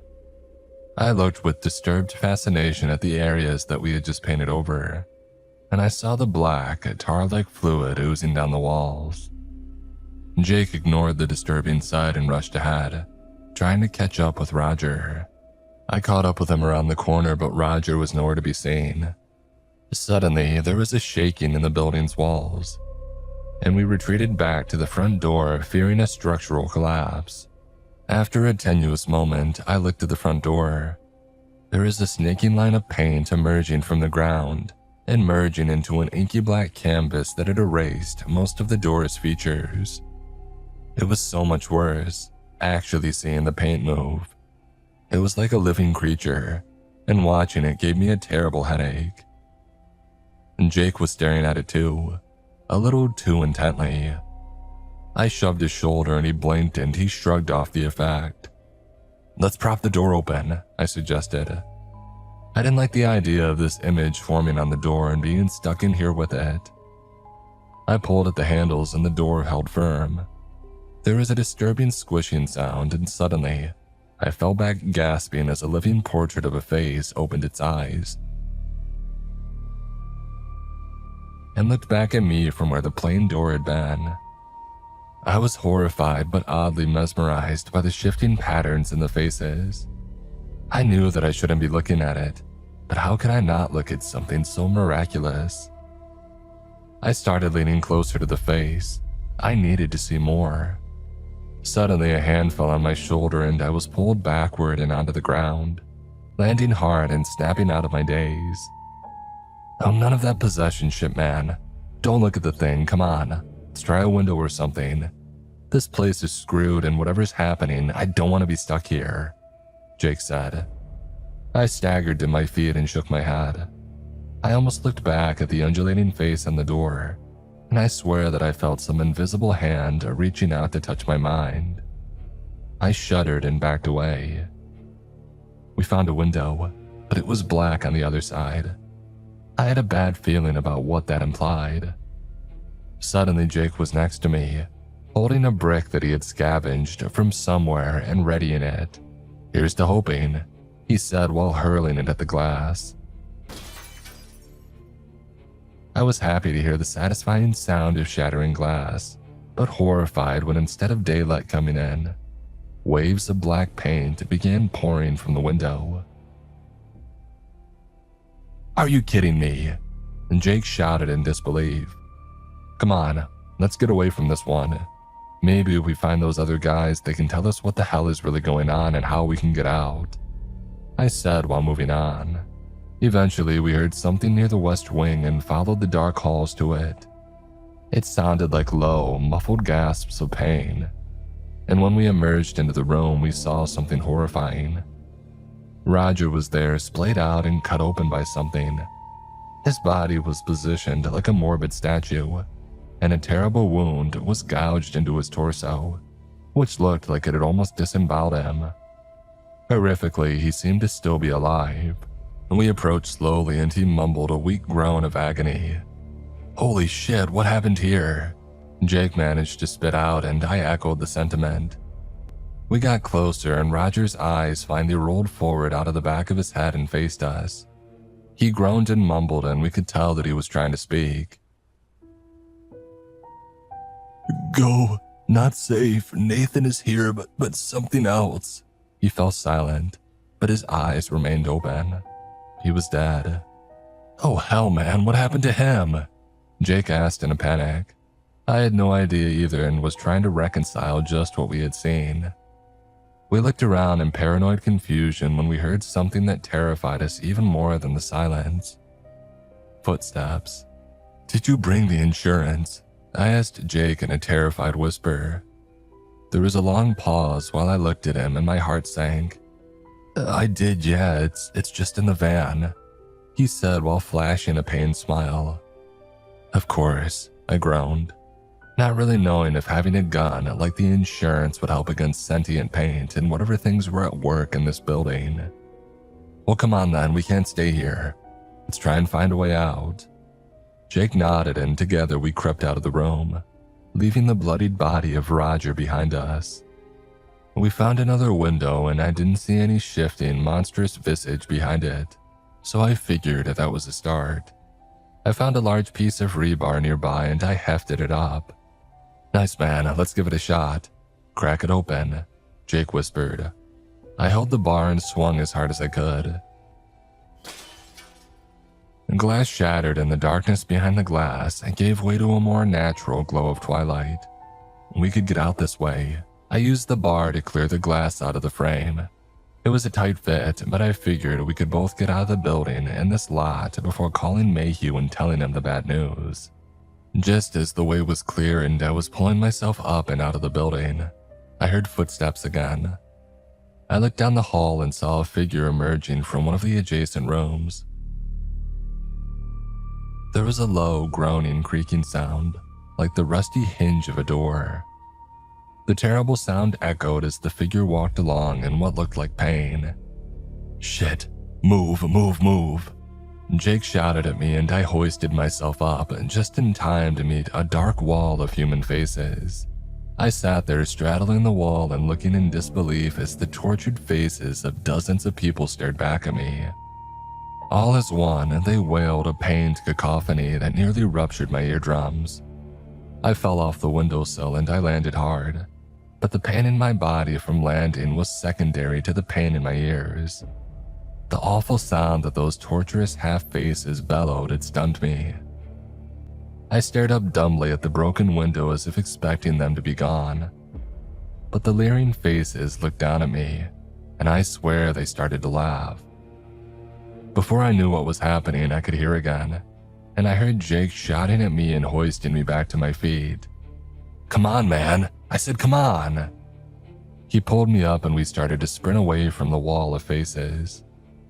When I looked back, I saw the figure slowly moving towards us. A faint glow of inky tendrils trailed behind him, covering the walls, floor, and ceiling with more of that terrible paint. We rushed on, but the path led to a large double door that was padlocked and barred. "Oh shit, what now?" Jake said, struggling for words and as scared and desperate as I was feeling. My mind was finally recovering, and I noticed that we passed 2 doors in our attempted flight from the building. "This way," I told him, as we moved reluctantly back towards our pursuer. We ducked into one of the rooms and closed the door just as I heard the awful creaking and groaning sound getting closer. The room was small and had old filing cabinets and 2 busted down desks. We took cover under one of them and tried to stifle our strange breathing as we waited to see if the thing would follow us in. For several minutes, we sat there in panicked anticipation. As we waited, I saw something in a half-closed drawer. It looked like a small silver locket. I reached into the drawer and it made a slight noise that Jake nearly freaked out about. I shrugged apologetically and removed the locket. I opened it and saw the portraits of 2 young women. I turned it over in my hand and saw that the locket had likely been a gift. There was an engraving which read, "To Lily, my sister and my muse. Love, Sam." "What's that?" Jake asked. "I'm not sure what it is or how it got here, but something about the face in this locket feels weirdly familiar." Jake frowned. "Alright man, just don't put it on or get possessed by some ghost girl. I'm not gonna deal with that tonight." I agreed and nearly laughed at the absurdity of our situation. For a moment I thought that it might be safe to leave, that maybe we had given our pursuer the slip. I was just about to stand up when the door handle rattled. The door opened with a terrible creak and we both knew that the thing was in the room now. The smell of old paper was replaced by the sickly sweet smell of something rotting, as well as the strong fumes of fresh paint following close behind. I couldn't bring myself to look over the desk. It was in here now. Jake sat next to me shivering but trying to stay silent too. His eyes bulged suddenly and I stole a glance at what he was looking at. It was a snaking tendril of paint that moved past the desk that we hid behind and slowly climbed up the adjacent wall. We heard shambling steps in the room and a terrible gasping sound like a person struggling to breathe. Eventually, the paint on the wall began to take shape and form into the silhouette of a face. Jake shook his head and closed his eyes. I knew that we shouldn't look back, but if we stayed in that place, we would have no choice but to. I had an idea then, and it was a bad idea, but we were in trouble if we didn't do something. As the face began to form, I knew whatever it was would see us, and so I leapt forward and put my back to the face to try to cover its eyes. My plan would have worked, but I tripped and stumbled, knocking a small stack of papers over in the effort. I held my breath, but I heard the footsteps getting closer again. I knew the thing was too close. I had to do something. I jumped up and shouted, "Nathan, wait!" The figure stopped moving and stood looking at me. In the dim light, I finally saw its features, and it took all my willpower to meet its gaze. It was a person, a middle-aged man, bald and with a thin beard. As for eye color, I couldn't really tell. All that showed were fathomless black pits of swirling ink that looked just like the sentient paint that we had been trying to cover up. Whatever was happening to this place, it seemed to have possessed one of the cleaners, and I had no idea what I was really looking at just then. There was a terrible pause and I thought that I might have made a mistake. I had a feeling that it would rush me and envelop Jake and me in that terrible paint. But instead, I heard a choking, gasping noise, followed by the figure bending over and retching. In the next moment, torrents of the writhing paint left his body, and then the thing that had once been Nathan looked at me again. It cleared its throat and spoke. "You two, more people Mayhew brought to destroy my work. You can't be allowed to live. You can't be allowed to do this." The figure lurched forward and I held up my hands. Wait. We were just hired to clean the place." The thing reached out its arms and snakes of paint began to unfurl and reach out. I thought that we were dead, but I reached for the trinket that I had just found and I held it out. Wait, was this you? Please tell us who we're really speaking to. The thing stared at me for another moment, and then at Jake as he silently rose to look at what was happening. Where did you find that? It rasped. Oddly, the thing's voice softened after seeing the locket. Yes, my name was Samantha Garner. I used to work here selling paintings that my sister Lily and I would make. The people loved our work, and for a long time this was a joyful place. And then that lecherous man, Mayhew, bought it and started extorting all the vendors. He started raising our rent for no reason, kicking vendors out who had been here for years, just because they wouldn't kiss his ass. Worst of all was what he did to the female vendors. The terrible face of the puppet Nathan went slack and I heard bones crunching as a fist balled up. I shuddered as I considered the entity's anger. After a while, enough of us got together and tried to get him ousted, but he took things to an extreme. He knew that I wouldn't let it go. He invited me here to talk it over and tried to come to an agreement, and they killed me.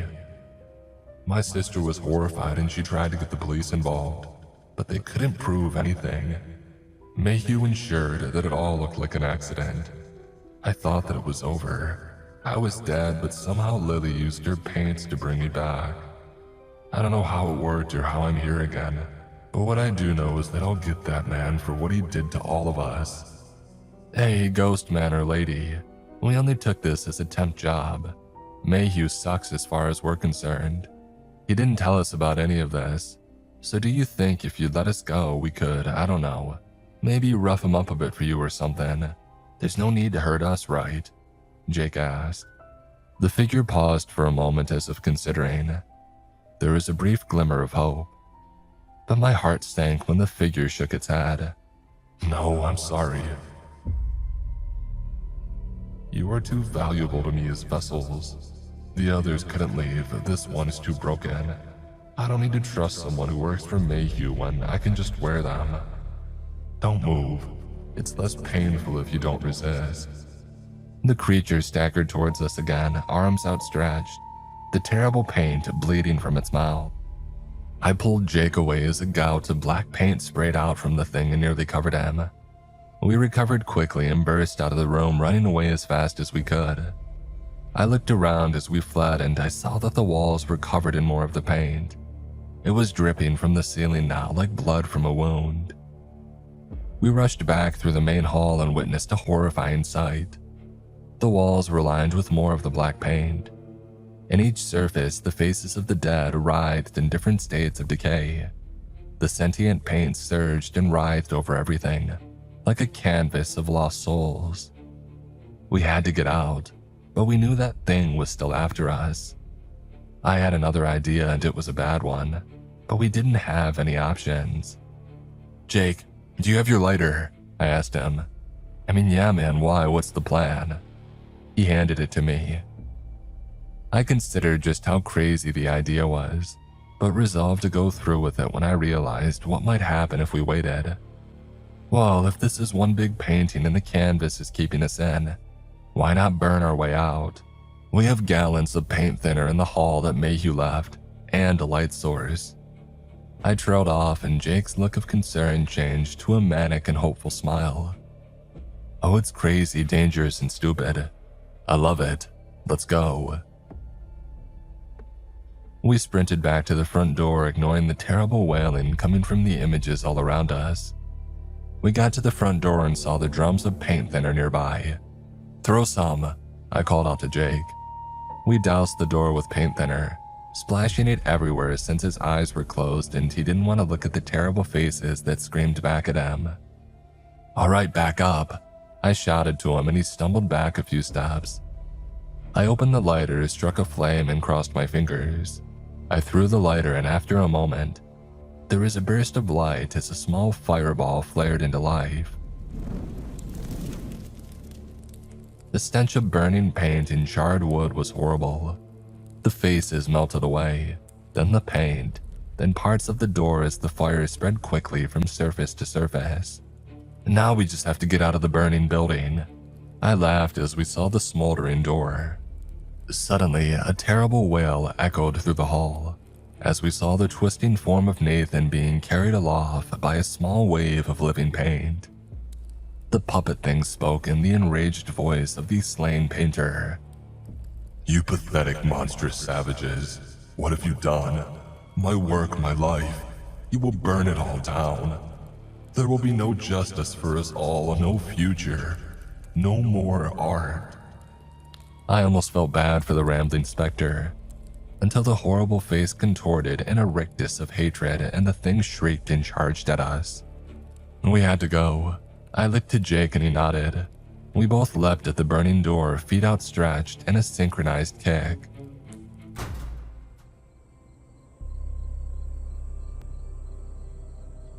The door smashed open and we tumbled out into the cold night air.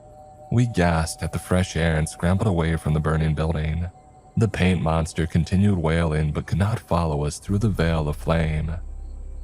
As we watched it burn, we saw the outside tendrils of paint begin to wither and dissipate, despite the lack of touching flame.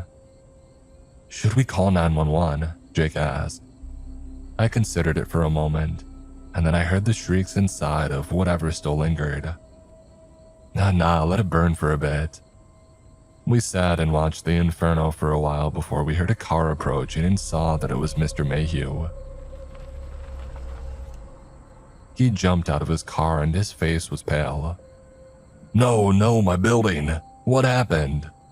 He stomped over to us angrily and Jake looked ready to engage, but I held a hand out to stop him and I spoke first. "So, I think a few details were omitted about this project, but I'm guessing we were not supposed to find out before we got turned into demonic meat puppets by the ghost of an artist that you murdered." Mayhew looked shocked that I just said it out loud. I followed it up and pressed. "And you thought that we would die in there like the others? What was the insurance policy that you had for Roger and Nathan? Was it a lot? How much was ours? Hopefully it was on par with whatever you'll get for this place burning down." I flashed a sarcastic smile and he fumed. Mayhew looked indignant and started to respond. "Oh no, it's not like that. The job needed to be done to keep me." He stopped and corrected quickly. "To keep the business safe. All the money just helped cover the expenses. It's not my fault they couldn't listen and stay safe." At that point, Jake was done with words, and just as Mayhew was looking smug at his own sense of superiority, Jake punched him hard in the face. The big man staggered and fell down. Jake was about to follow up, but I held him back when I saw that Mayhew had drawn a gun on us. He looked up at Jake with a bloody nose and hatred burning in his eyes. "I ought to kill you for that. But first responders are probably on the way and wouldn't look good for the public. Plus, I think the fire may have contained it. I never thought to try it before since I couldn't be sure. I didn't want to let it out. But I think that it's gone." He looked around and smiled. "So I'll let y'all leave, but if you so much as say anything about this, I swear that I will." I interjected, pulling Jake away from jumping at the man again. Yeah, we won't. Go to hell." I pulled Jake away and took a few steps back from Mayhew, who huffed and put his gun away. He mumbled something about lawyers and got back in his car. "We just gonna let this murderer get away like that?" Jake said indignantly. I felt an odd tingling in my pocket and I removed the silver locket. I looked at it and smiled. "No, it's fine, he can leave, but he won't be escaping justice this time." Jake looked confused as I bent down to collect a small scrap of paper that lay by his feet. I wrapped the paper around the small locket and felt a disturbing sense of energy. I broke into a run and moved quickly to sidle up to the Oldsmobile as Mayhew was departing. I slipped the small fragment of paper into the seam of his trunk right before the car sped off. Jake ran up looking confused. "What was that?" he asked. I held up a hand and pointed to Mayhew as he drove away. I watched with a smile as lines of black paint started emerging from his trunk. Jake saw it too and his eyes went wide. "Oh wow man, that's gonna be a fun reunion." I nodded my head silently. And Jake and I waited for a bit and then turned back to the van as we heard a crashing sound in the distance, followed by gunshots and a scream. And do you think we could get proper jobs as painters, just to try it out? Jake shrugged and chuckled. Nah, something else next. Painting sucks.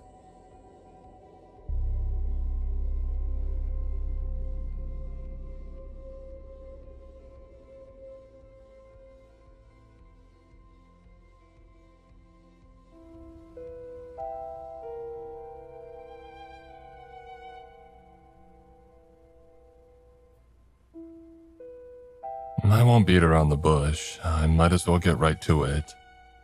The instructions for the successful defense of the Tartarus Mall are sure and simple. First things first, Tartarus ain't actually the mall's name. That's just what I call the place on account of the store that I have to guard. I won't tell you the mall's proper name for security reasons. But yeah, so one of the stores in the mall is called Tartarus, and this store is perpetually closed. I've never seen it open. A metal sheet lives across its door and its window displays are always empty, boarded up even. The instructions, to put them simply, are as follows. 1. Watch Tartarus. 2. Don't let anybody in. 3. Don't let anyone out. Boom. I work the shift from 8 p.m. to 4 a.m. Monday to Friday. It gets pretty damn boring. The mall closes at 9 and the last staff are out by 9:20. And then it's just me. Just myself, a gruff and relatively miserable late middle-aged man all alone in this mall. There are 5 other men like me, or hell, some could be women, I guess. 2 of them do the weekend, I hear. The other 2 do weekdays. One works 4 a.m. to 12 noon, and the other from noon to 8 p.m. We're not supposed to meet each other. That being said, I'm pretty sure that I bumped into the guy who works the noon to 8 p.m. shift one time. He just had this look about him. 20 or so years younger than myself, I should think. Hard to tell since he was wearing a mask, but he had seen some shit. You can see it in their eyes. He nodded at me as I passed him by, seemed to realize that he was running late. Could have just been a stranger, I guess, ex-military or something, but I don't know. I just had a feeling. I'm working right now, in fact. It's a typically dead and quiet night.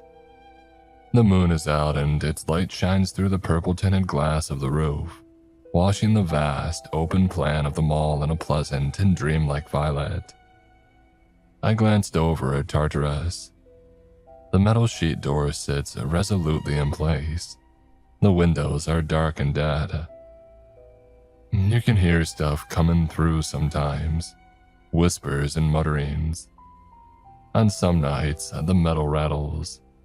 Those nights ain't fun. I take a sip of my coffee and I lean back in my chair. I say my chair. It's one of the mall's massage chairs. It isn't turned on, but it's still comfy. As I try to relax, the music in one of my headphones starts cutting in and out. I grumble in frustration and pluck the bud from my ear to fiddle with it. Damned things. I need new ones really bad, but I wouldn't have the faintest idea what to look for. My daughter got me these 8 years ago, I think it was. And they might have been good then, but they ain't much good now. They've held out pretty well this whole time though, so that's something, I guess. But still frustrating. I'm listening to Jolene tonight, or while I'm trying to. My employers are secretive people. I was scouted for this position and you know what, it actually pays pretty well. I've been doing this stint for 5 years now and only felt the need to ask for a pay raise once in all that time. And they gave it to me, no question. I suppose that I could ask for another, but I don't want to push my luck. The money is decent, and for what? Watching a damn closed-up store in an empty mall. Keep some secrets. And occasionally do what needs to be done. I take a sip of my coffee. I think back to my early days, back to when my daughter was still just a youngin'. I was far more curious about it all back then. I mean, hell, who wouldn't be? I glanced over to the metal door of Tartarus, and towards the end of my very first week, I had already dislodged that thing. It ain't hard if you've got a bit of strength to you. Raise it up and then unlock the barred door behind. Easy enough if you have the key, and then you can just stroll right on in.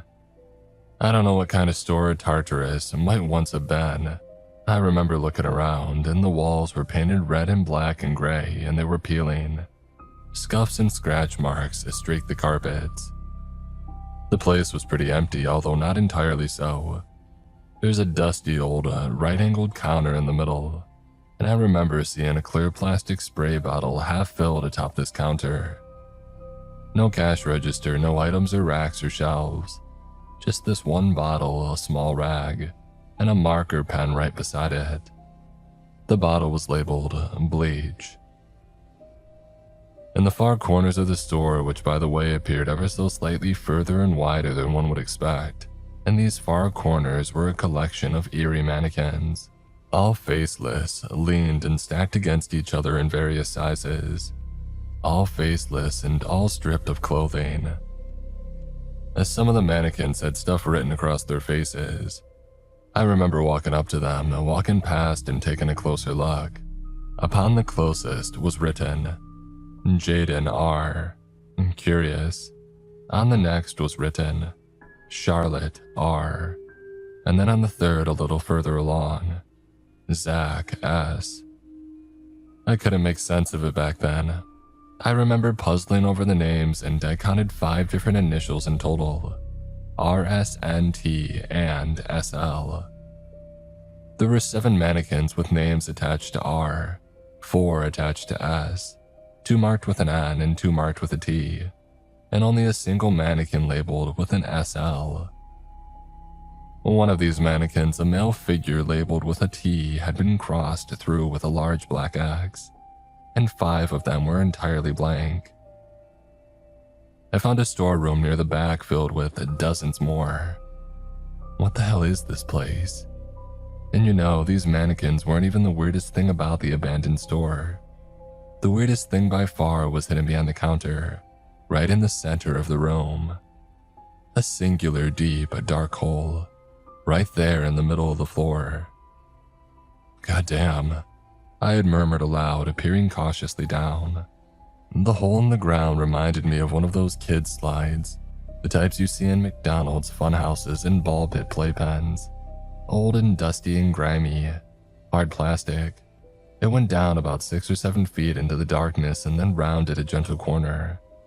And there was something else too. Around the hole and around the tunnel's entrance, there's this general creeping sense of unease. It's tough to explain. There's this sense that the floor upon which you walk is fragile, far more fragile than you give it credit for. That everything is more fragile than you give it credit for, in fact. It's a cold and clammy sensation, and it gets right under your skin. You can hear the whispering more clearly when you're around the hole too, if you stay there long enough. In my early days, I would stick around that creepy tunnel for ages, despite the unease. The allure of the mystery was too great. Almost an hour at a time. I even went down into the tunnel too, despite my caution. I poked around and had a good look to see where it led. I quickly stopped doing that. I don't go into Tartarus anymore. Not unless I have to. Not unless I really have to go down into that tunnel, but thankfully such an occasion is rare. I shiver. I don't much feel like talking about that right now. I take another sip of coffee, sighing with frustration as my right earbud cuts out yet again. Ah, damned thing. I take it out to fiddle with it some more, and in doing so, my ears pick up the sound of a pattering in the distance. My senses are primed at once. I reach into my pocket and I pause the music. I stand from the chair, set down my coffee, and determine from which direction the noise is coming from. The pattering rises into a murmur, and before long I hear the laughter and muffled speech of what sounds like a group of teenagers. Oh great, I haven't had to deal with something like this for a while. I check my watch. 1 a.m. I wonder what the cause could be this time. A break-in perhaps, or maybe just a group of idiots who hid away in some store and waited for the mall to close. Maybe they're doing some kind of YouTube video. That's what the last group were doing. When was that? August or September? I shake my head with a grumble. Yeah, idiots, I mutter, deciding on tonight's approach and folding my arms, waiting for the group to round the corner at the far side of the mall's open plan. Their laughter becomes louder and louder, growing more obnoxious with each step. They round the corner and my suspicions are confirmed. 5 teenagers, all washed in that subtle purple light. I'm standing so still that it takes a second for them to spot me. Once they do, however, their laughs cut out at once and the pattering ceases as they come to an awkward and sudden stop. I let the moment hang in the air and then I break it with a simple, "You kids shouldn't be in here. Get the hell out before I call the police." The one in the front opens his mouth to say something and glances at me from Tartarus and then back. I narrow my eyes. Interesting and troubling. I'm really hoping that these dumb kids aren't here to see Tartarus. Though none of them have their phones out, it doesn't look like they're filming any kind of video. "What are you doing here?" the kid at the front asks. He's got some stubble around his chin and an oversized white sweater. I can sense the general anxiety of the group, but this guy, he seems bolder than the others. "What the hell kind of question is that? I work here, get out. Don't make me ask you again.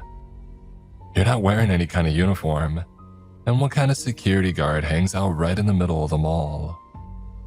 The sweater takes a step forwards and again glances from me to Tartarus, less subtly this time. "Dude, no way. Was Rex telling the truth?" One of the girls of the group mutters to the boy beside her. She looks between me and the accursed store. "You're trespassing," I reiterate, raising my voice. "Just go, for God's sake. Leave by whatever way you came in and leave me to listen to my crappy music." The group's other girl, one whose sweater's left, looks up at me. "Why would you want to listen to crappy music?" she asks. I push some air out through my nose. "Oh God, it's not the music so much as the headphones. Look, that's really not important," I falter, squinting. "Hey, wait, don't I know you? You're one of Abby's friends, right?" "Abby is my daughter." The girl's eyes widen as she takes a step back. Yeah, I know you. For God's sakes, I'm Abby's father. You're Maddie or Riley or something like that." "Avery," she squeaks. "Yeah, that's it.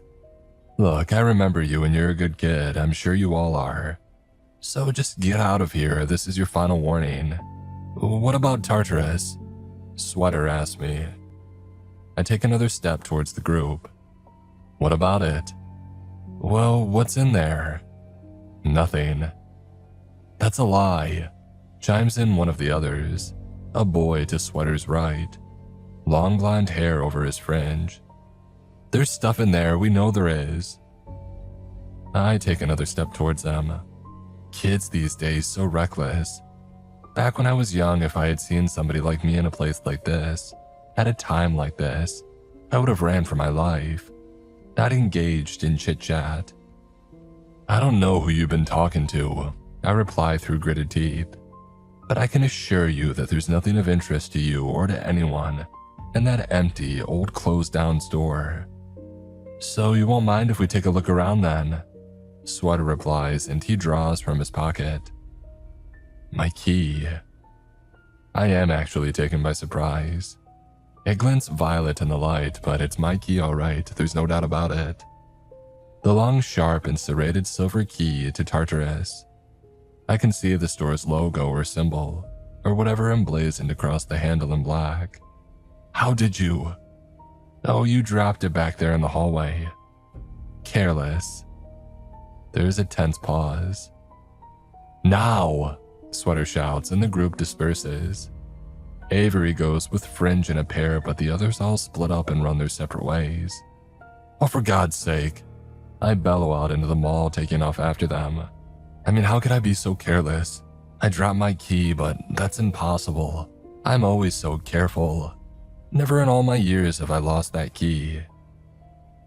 I watch as Sweater tosses something shiny and silver to the group's other girl before she sprints down an adjacent hallway, past a Claire's and a Starbucks. I am taken by the coordination and pre-planning of this group.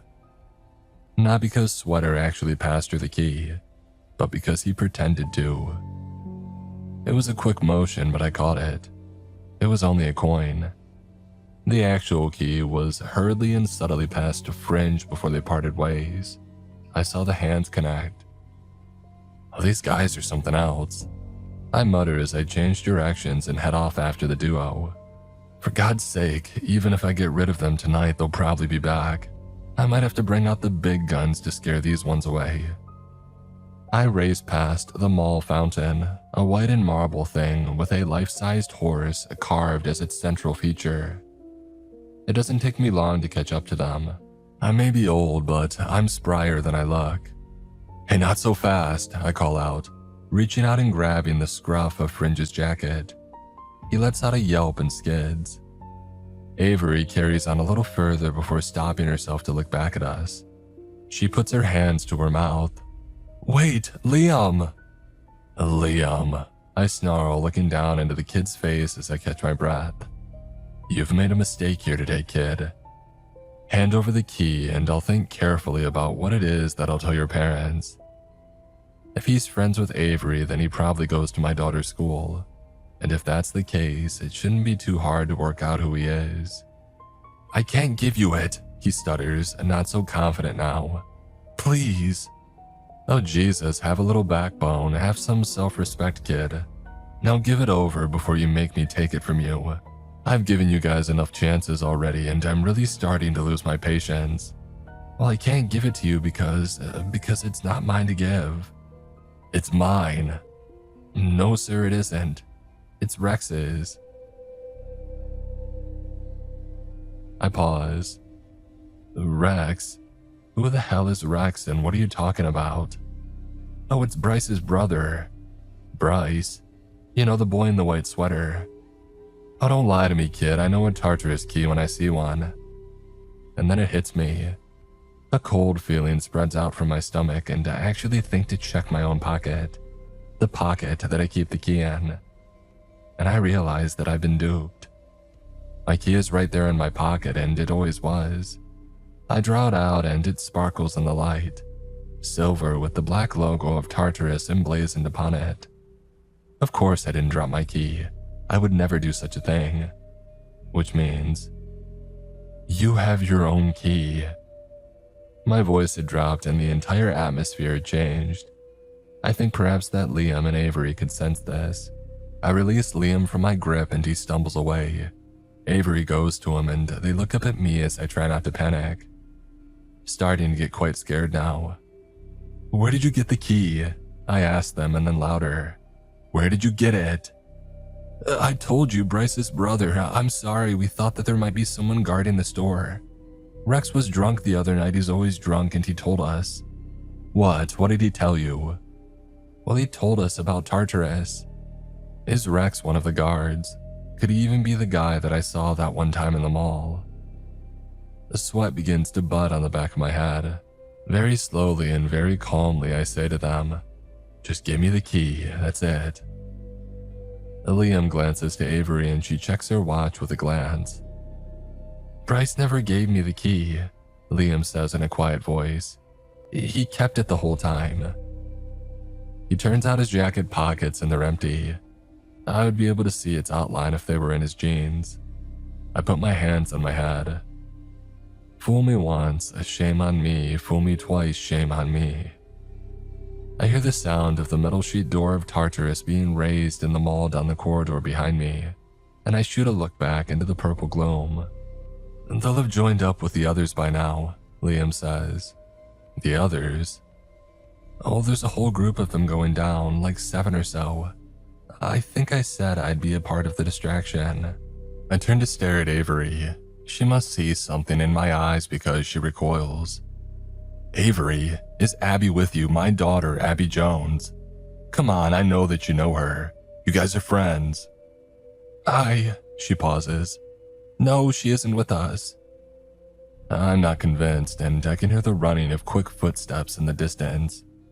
Avery! I grab her by the shoulders and she goes deathly pale. You won't get in trouble and neither will she.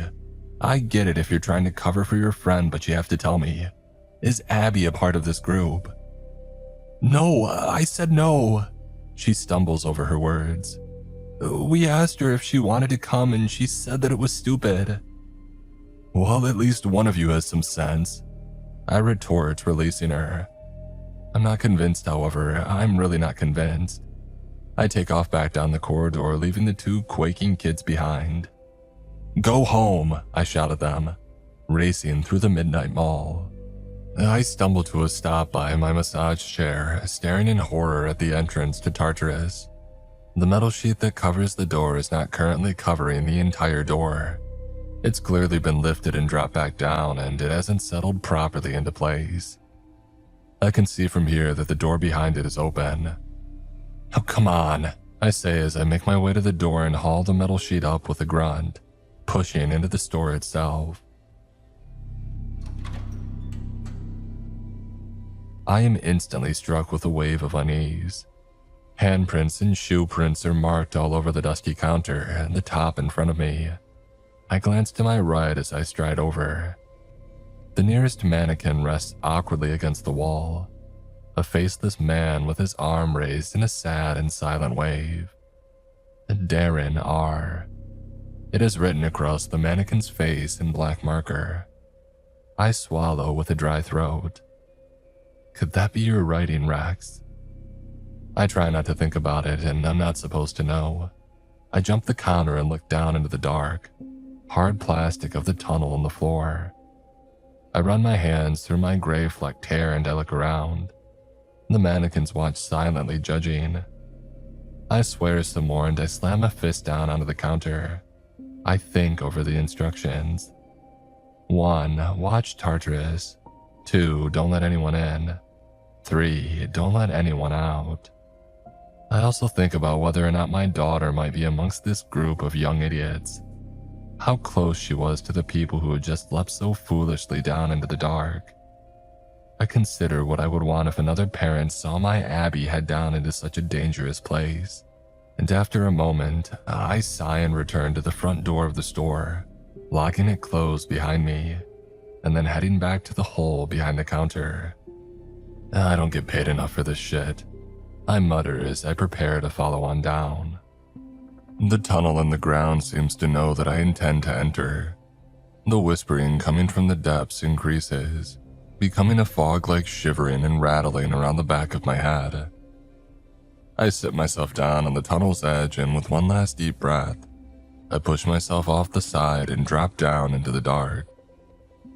The hard plastic of the tunnel carries me down and around the corner like a slide as it goes down, turning this way and that before steadily leveling out. I grunt and readjust myself as I slow to a stop. The tunnel is rather claustrophobic, but it's fine. I've been down here before. I have to turn onto my front, on my hands and knees. I do so and I crawl forward for about 2 minutes or so before rounding one last corner. Ahead of me at the end of the tunnel is a narrow pinprick of pale purple light, the same shade to the light in the mall upstairs. I mutter to myself, pushing down the fear, and I continue my crawling, knees aching as I do so. You gotta be careful, Matthew, I think to myself, chiding myself for being so careless. Can't let this sort of thing happen again. This was too many kids by far. The purple light at the end of the tunnel grows a little brighter. The view into the world beyond becomes clear. I can't hear any of the teenagers, I realize, which is not a good sign. Not a good sign at all. My heart is pounding. I'm not supposed to be down here. No one is supposed to be down here. And yet, here we are. Oh, pull yourself together, I think. Let's get this over with. Abby might be down here, despite what Avery said. She might be down here with her friends. And I clamber out from the tunnel's exit and into the place that lies beyond. Beyond and beneath. I stand in a room with blue-green peeling walls, scuffed floors. It kind of looks like the Tartarus store, only with a different color scheme. And there are no mannequins. No creepy-ass mannequins with names and initials written all over their faces. The windows ahead are not boarded up, and there is no metal sheet over the door that leads out. I glance behind me. And the tunnel does not go down into the floor, of course. It instead carries on in a straight line and disappears through the back wall. I return my gaze to the room's front door and I stride towards it, heading out and into the plain beyond. And goosebumps shiver up my skin as I step through the door and I look around, reminding myself of the layout. I stand in a mirror reflection of the mall upstairs. It changes and warps the further from the tunnel's exit that you go. But here, for now, I stand more or less in the center of a copy of the mall. A copy with a few key differences, of course. As always, there is that faint, almost imperceptible music. Orchestral, sad but beautiful. You have to strain to hear it, but it's there. It's always there. It sounds like it's always on the verge of a crescendo that never comes. My surroundings and I are bathed in that same purple light, but there is no moon on this side. No stars are visible through the glass above. There is only pitch black. It isn't clear where the light comes from exactly. It just seems to hang in the air. I turn around. The Tartarus store stands behind me, though it isn't called Tartarus on this side.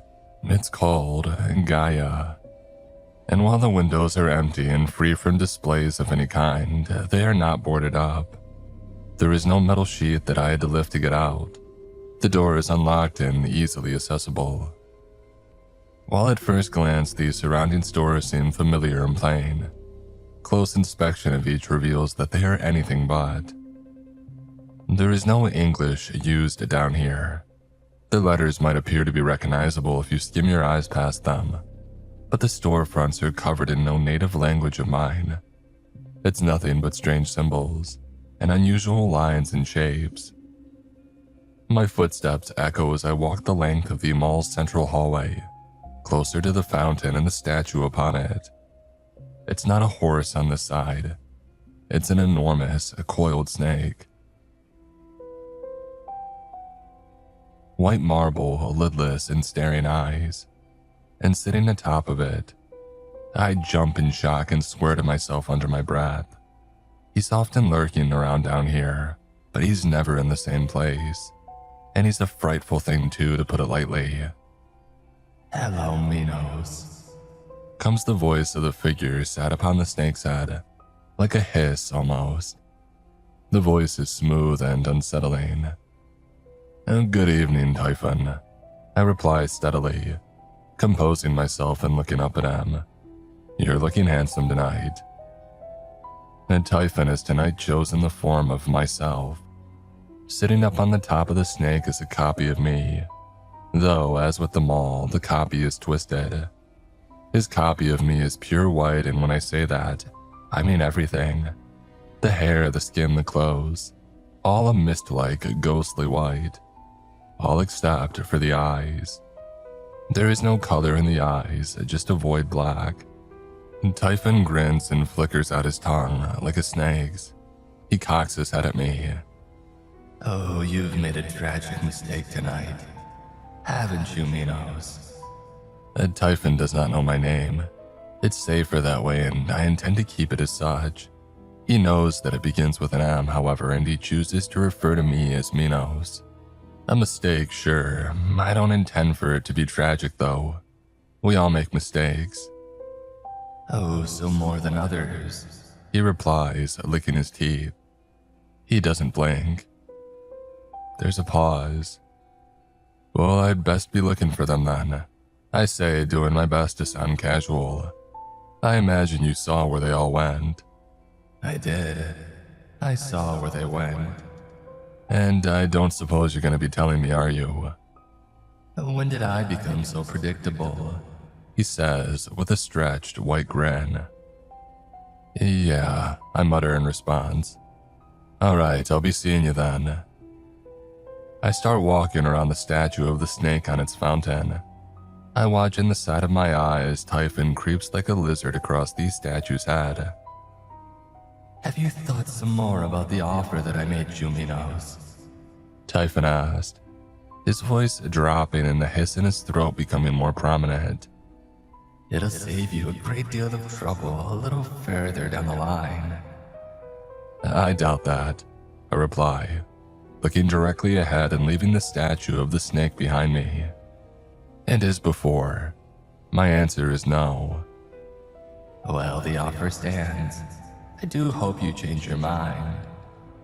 I hear the sound of Typhon scuttling down the marble of the statue. I shoot a quick glance over my shoulder, but he's already vanished. And when I'm sure that he's gone, I breathe just a little easier. It may not seem like it, but Typhon scares me more than most down here. And he was in a good mood tonight. I continue on along my way, aware that the clock is ticking, ears straining for any hint of the group, listening intently for any clattering, speaking, or screaming to accompany that faint music. I think hard. The kid in the oversized white sweater, the ringleader of this little group. What was it that the duo upstairs had said his name was? Bryce. And Bryce's older brother is a guy named Rex, a nighttime alcoholic by their accounts, and the owner of the key that Bryce had used to get them all down here. Oh, this troubles me greatly.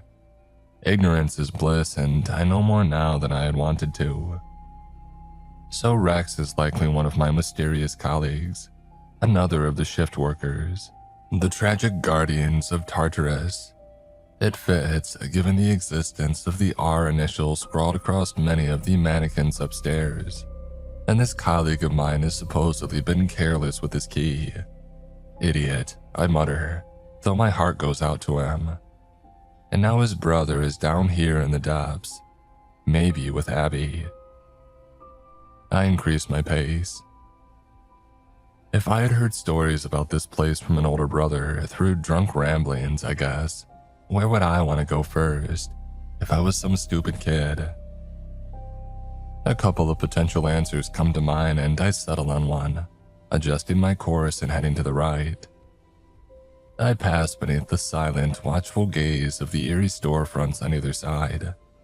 The color schemes, all washed in violet of course, seem vaguely familiar in one's peripheral vision.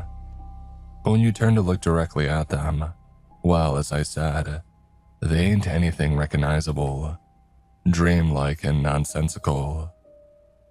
I can hear voices ahead, male and female kids' voices. It's them all right. I start jogging. I round the next corner. In the mall upstairs, the actual mall I guess, this right here would be one of the mall's exits. The corridor leads to a large bookstore, and if you walk right through the center then you leave into one of the parking lots. You can see the exit from the store's entrance. Down here, however, beneath Tartarus, the bookstore does not lead to an exit. It only leads into more corridors of the mall. There are no windows. There are glass panes in the walls, sure, but they only give you a view back into the mall, not to the outside. The layout starts getting weirder from here, more labyrinth-like, less Euclidean, if it please you. In the center of the bookstore is another feature that is missing in the one upstairs, a giant carved titan. It cowers with one hand above its monstrous face, snarled in rage and fear. As with the snake and I suppose with the horse, it appears to be made of white marble, and it is so huge that it takes up the bulk of the room's center. Even the escalators do not rise above the top of its head. And the teenagers are in here, There are 7 of them, as Liam and Avery had suggested there would be. There's Bryce again, the white sweater guy. There's the 2 from the initial group, a boy and a girl, and 4 new ones. I am relieved to see that Abby is not with them though, and it appears that Avery may have told the truth. It does concern me though what Bryce might have told Abby about this place, about Tartarus, and whether she would have believed any of it. And if she did, whether she connected any of it to myself. Upon my arrival, they all turned to me at once, high off the energy of doing something that you're not supposed to. The feverish excitement of being in some place secretive and strange. None of them have any idea what sort of danger they're in. I can see it in their faces. None except for Bryce, maybe. I come to a stop and we regard each other, them and I. Do they know, kid? I ask him after a beat, careful not to use his name. Do they know the danger that you put them all in tonight? I look them over. And don't use each other's names. If you call each other by your real names down here, you might not get back up. There are creatures down here that are always listening. Oh, what's he talking about, Bryce? One of the girls asks him, the excitement faltering in her demeanor. Oh, for God's sake, I bellow, striding forward. They back up against the base of the statue of the Titan. What did I just say? What the hell is wrong with teenagers? Why are you all so thoughtless? I jab a finger into the girl's face. I appreciate that she's just a girl and I'm a grown man, and the gesture must come across as quite frightening, but frankly I don't care. My priority is getting them all out of here. I said no names. No names. Do not use my name if you happen to know it. Do not use your friends' names, or else you might just get stuck down here forever. I grab Bryce's collar and I swing him around, throwing him a little ways towards the bookstore's entrance, back towards the mall corridor the way we came. You put your friends in danger tonight, I tell him. Now you can think of a way to apologize to them as we head back to the entrance. Oh, screw off, old man, Bryce replies, snarling at me. Bryce, murmurs the girl behind me in shock. I spin around. If I have to tell you one more time. Hey, leave her alone, Bryce shouts. We're not gonna go with you. We all knew the risks coming down here, and we're not leaving until we've completed our mission. What the hell are you talking about, kid? I reply, exasperated. Why are you so intent on being down here? Just let me do my job, for Christ's sake. I'm getting real tired of this shit. Why are you so stubborn? This isn't the place for some dumb teenage urban exploring. We're not urban exploring, you old miserable man, Bryce replies, folding his arms and fuming. My brother gets sicker every day. I won't say his name, but you know who I mean. He's worked at the mall for so long, I don't know why he doesn't just quit already. The contracts last 3 years, I murmur. He can quit at the end of every 3-year period if he wanted to. Well then why doesn't he? Why does he put himself through it again and again and again? And what the hell even is this place? He put his head in his arms and then throws them out wide. It's all real, it's all real. I thought that it was drugs. I thought that my brother might be wasting away in some crack den. But the more that I researched, the more I stalked and watched. It's all real. Tartarus. He pauses, gathering himself. My friends came down here with me voluntarily. They trust me because I trust them. There's a murmur of determined agreement from behind me, from the little gathering. Bryce's eyes flash. And if it's all real, then that means that Typhon is real, and that it's his fault. It's all his fault. The air in the corners of my vision begin to shimmer slightly. A book on a nearby table stand starts to shake. Kid, I say carefully and quietly. I walk forward and try to usher him onwards. It's time to go. He shoves me away and his friends go to stand by his side, staring back at me, some anxiously, some defiantly. It's Typhon's fault that my brother is stuck in this job. I'm not sure how exactly, but I know it must be his fault, and I know that he's evil. So we're gonna find him and we're gonna kill him. I cannot help a panicked laugh escaping my throat, which seems to rile Bryce up even further. Kid, what are you saying? You think you'd be able to kill Typhon? You think you'd be able to even if it were possible? This is insane. Unless you want to put your disappearance on your brother who's already struggling, then go back to the entrance, all of you. A voice from above cuts through our clamor like ice. It is a disconnected fragment of a sentence, chilling in its lack of context. The voice is neither male nor female, raspy and cold. Hissing in bouts of fiery spouts, the big one shouts. I know what I'll see before even looking up.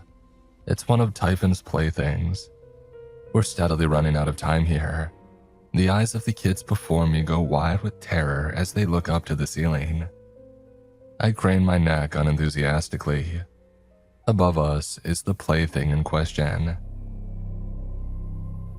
It has the rough form of a human. Like Typhon, it's entirely white. But unlike him, however, the thing has no eyes. No features on its head at all, actually.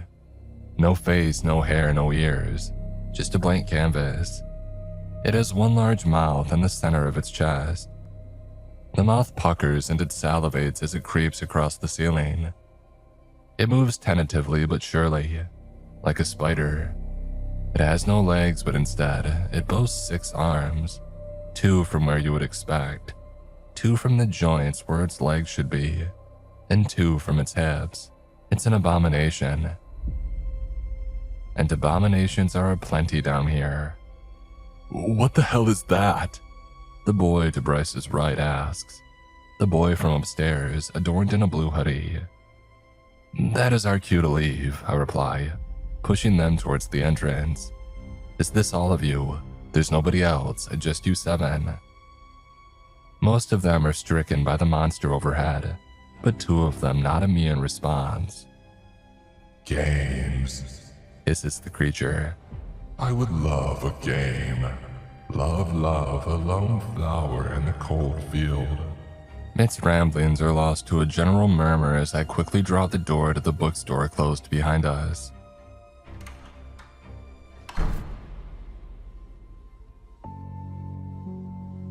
Bryce gathers himself. He glares at me with a purpose and determination well beyond his years. I came here for a reason. There are worse things than Typhon down here. My brother talks in his sleep. He mumbles when he's wasted. I know what needs to be done and am not afraid. And the kid pushes right past me. He slams open the bookstore door and races right through to the doors on the opposite side. Blue Hoodie goes with him. One of the new girls goes as well. I've got your back, man, the boy shouts as he joins his comrade. Yeah, we're with you, the girl cries. You idiots, you'll never see the daylight again. I roar after them, painfully conscious of Typhon's plaything, scuttling across these shelves above and after them. I swivel back to the rest of the group. My chest tightens up. Fine. They want to disappear so badly, then so be it. Forget them. Anybody else want to die down here in the dark? I am met with stricken silence. Good. Then let's go. I grab 2 of them and start to run back through the mall, but I let them go after a few seconds. They are all running with me this time, back through the corridors and back past the statue of the snake. I glance up, but Typhon himself has vanished. He could be anywhere now. We stumble towards the entrance to Gaia. In you go, I pant, and grimacing as I catch my breath and stretch out one of my legs. Back through the tunnel. One of the girls turns to me. She's from the original group that I saw upstairs. Curly black hair. But what about Bright? She stops herself. What about the others? We can't just leave them. I clench my jaw. Hey, they made their choice and I ain't their babysitter. She grabs me by the sleeve. Oh, please, sir, please. I'm sorry, okay? I'm sorry that we made you come down here, and I'm sorry that we all thought this was a good idea. But you can't just leave them. I look at the faces of the kids before me, hesitating. They'll never give up, says one of the boys. Never. If you don't go after him, then he's going to die. Please, we're sorry. I blow some air through my nose. I ain't giving you my key, I tell them. And if I go up to unlock the Tartarus door for you, then by the time that I get back down here, it'll be too late. If I go after them, then who knows what'll happen. There's no telling when I'll be back. You might have to wait for the next person on shift to come and let you out. Oh, that's not so bad. One of the boys replies bravely or foolishly. How long would that be? I glance at my watch. 2.5 hours or so. Oh, that's not so bad. Perhaps not, but... I pause. But what? The girl with curly hair replies. But whoever comes to let you out will be bound to the rules, just like myself. Watch Tartarus. Don't let anybody in. Don't let anyone out. But there's no telling whether or not they would actually let you out. I finish simply. We're not supposed to let anybody out, and the longer that you stay in Tartarus in the realm below, the worse that it gets. There's a long silence and the kids look at each other. An unspoken agreement passes between them. Guys? Curly asks, and the others nod. She turns back to me. Please, we can wait. Just go after them. I consider the request and then speak quietly. For God's sake. I point to the tunnel. Head up anyway. I don't want you creeping around down here. Head up to Tartarus and wait for me there.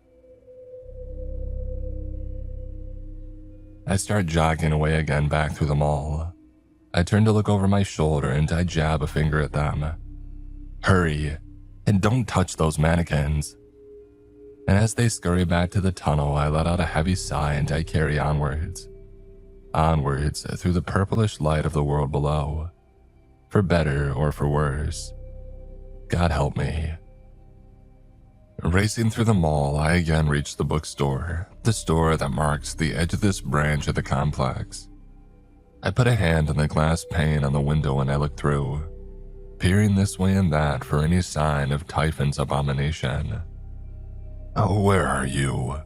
I mutter as I cautiously push through, taking the key from my pocket and brandishing it like a weapon.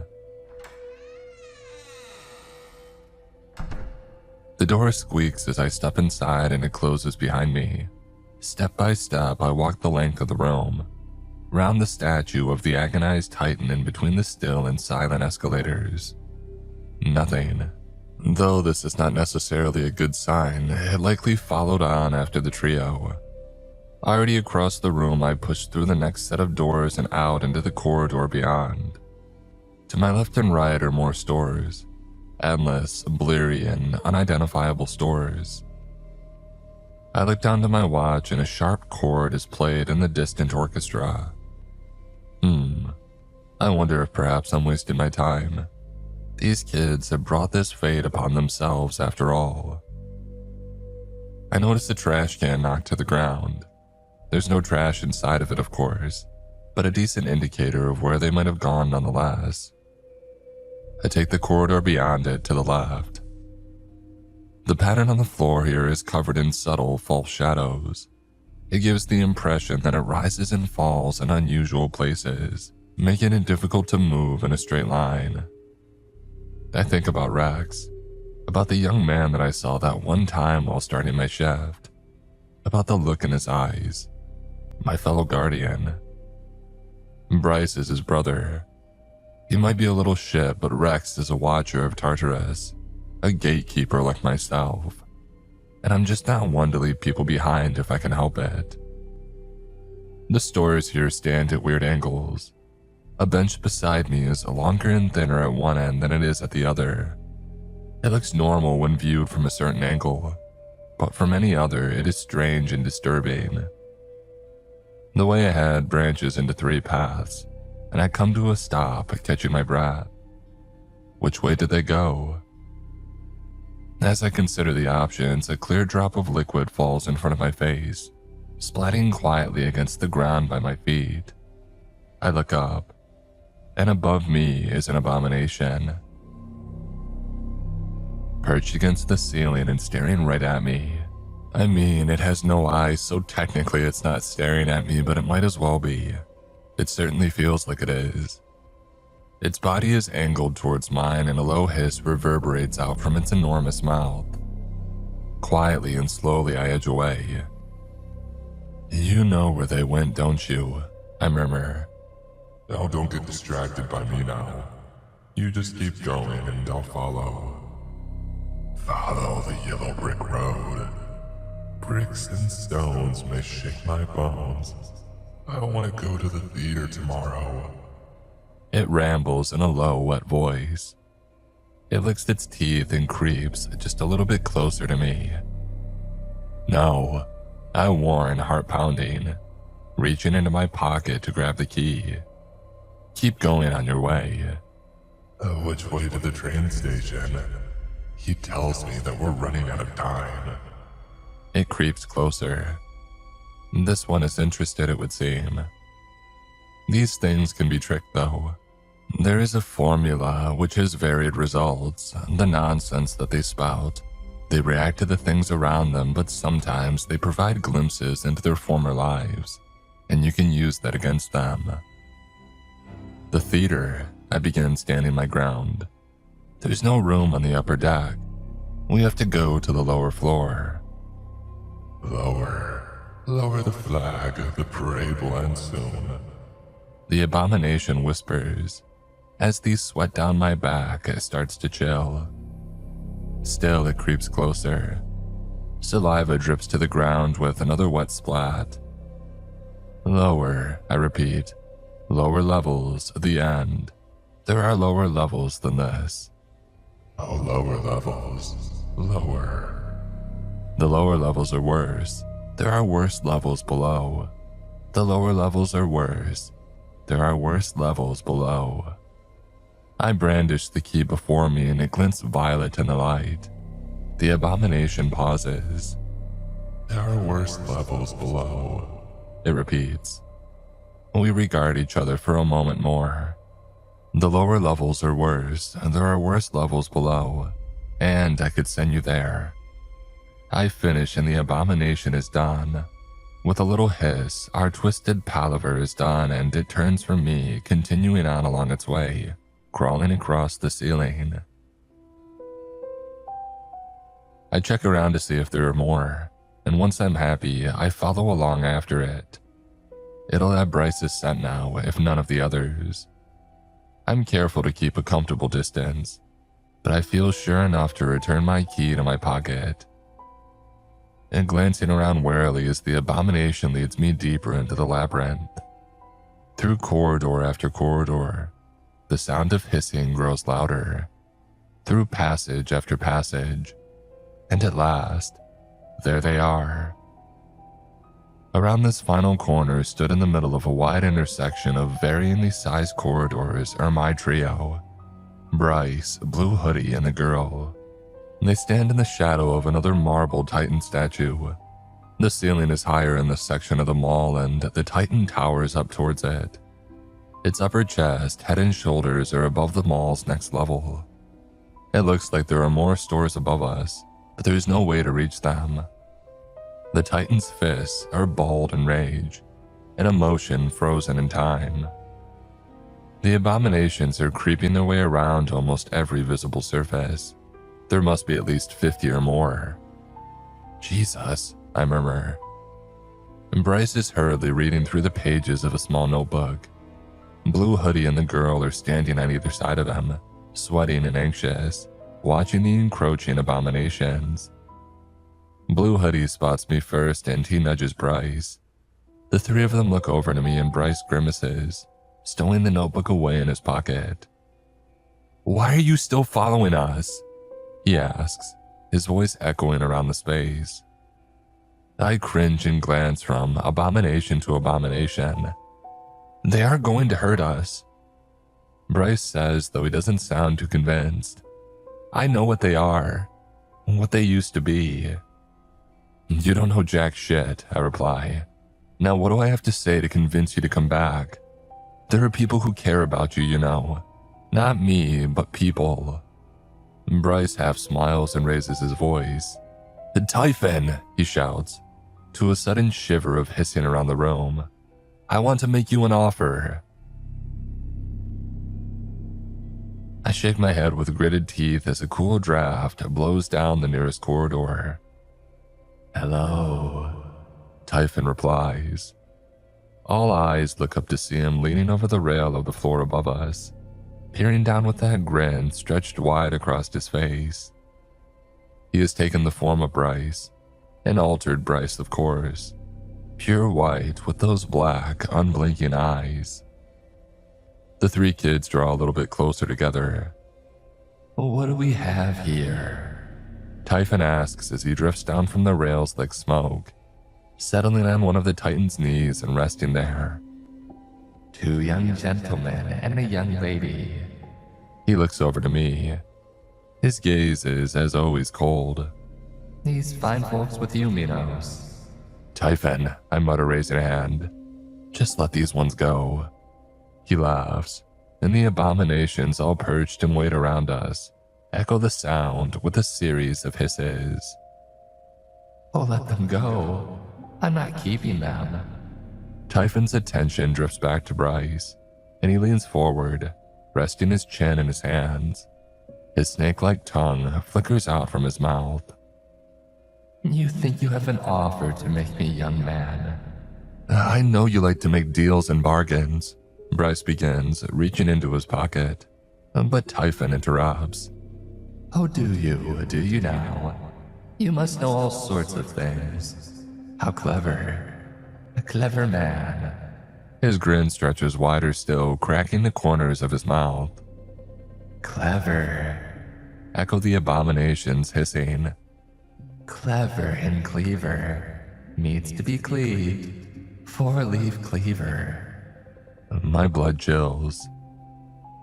And what kind of deal and bargain would you like to make with me today? Typhon asks, staring down into Bryce's face.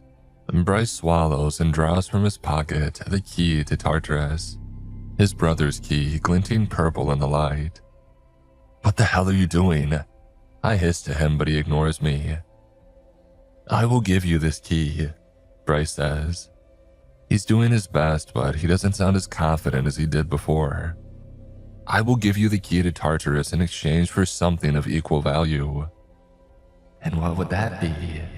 Typhon asks, the purple-silver shine of the key reflecting in those black pools of his eyes. Release all the abominations attributed to R. Just let them go. Ooh, now that is an interesting request. Typhon replies after a pause, slithering around the Titan's knee and standing instead on his foot. A little closer to us, but still a meter or so above the ground. Attributed to R, you say? Well, I don't have the first idea which of my playthings were the responsibility of your brother. You're a liar, Bryce replies, though still trying to keep his composure. Oh, so R is your brother then? I thought I had picked up on a family resemblance.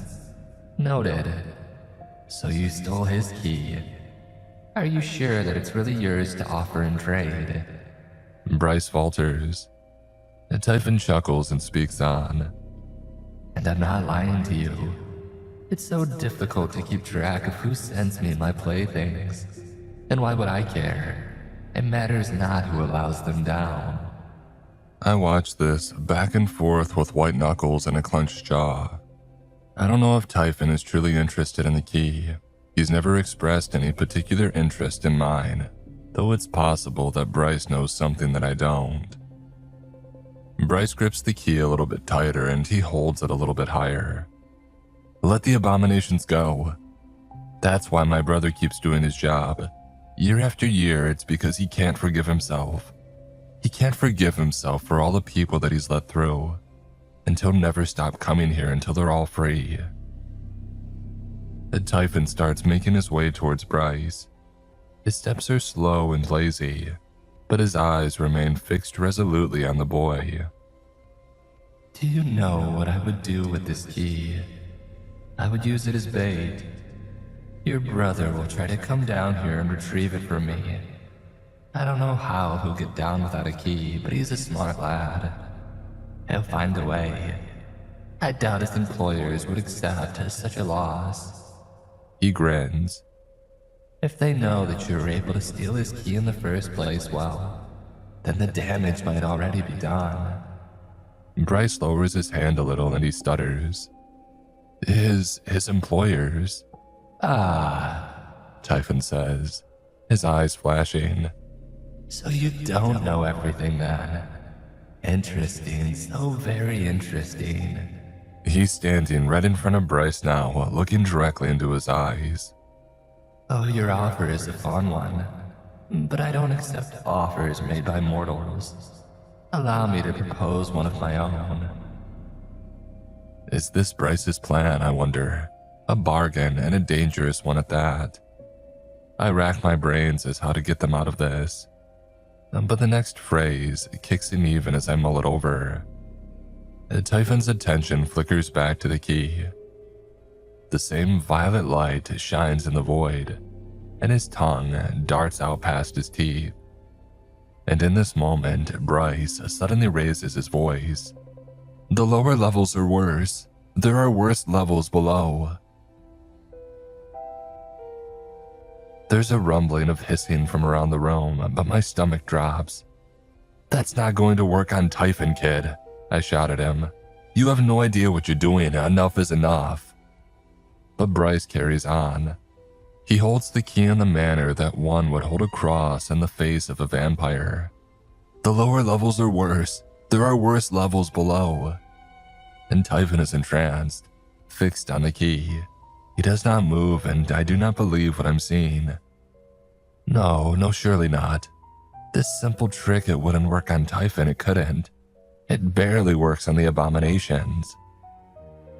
The lower levels are worse. There are worse levels below, and I will send you there. Bryce finishes, and in this exact moment, the kids to either side of him, the boy and the girl with their eyes downcast and barely moving, extras even, not worth a second look, completely devoid of Typhon's attention, they jump suddenly into action. And two sharp blades, long knives drawn from inside their clothes, are stabbed into Typhon's chest. There's a sudden scream and a blast of icy Arctic wind.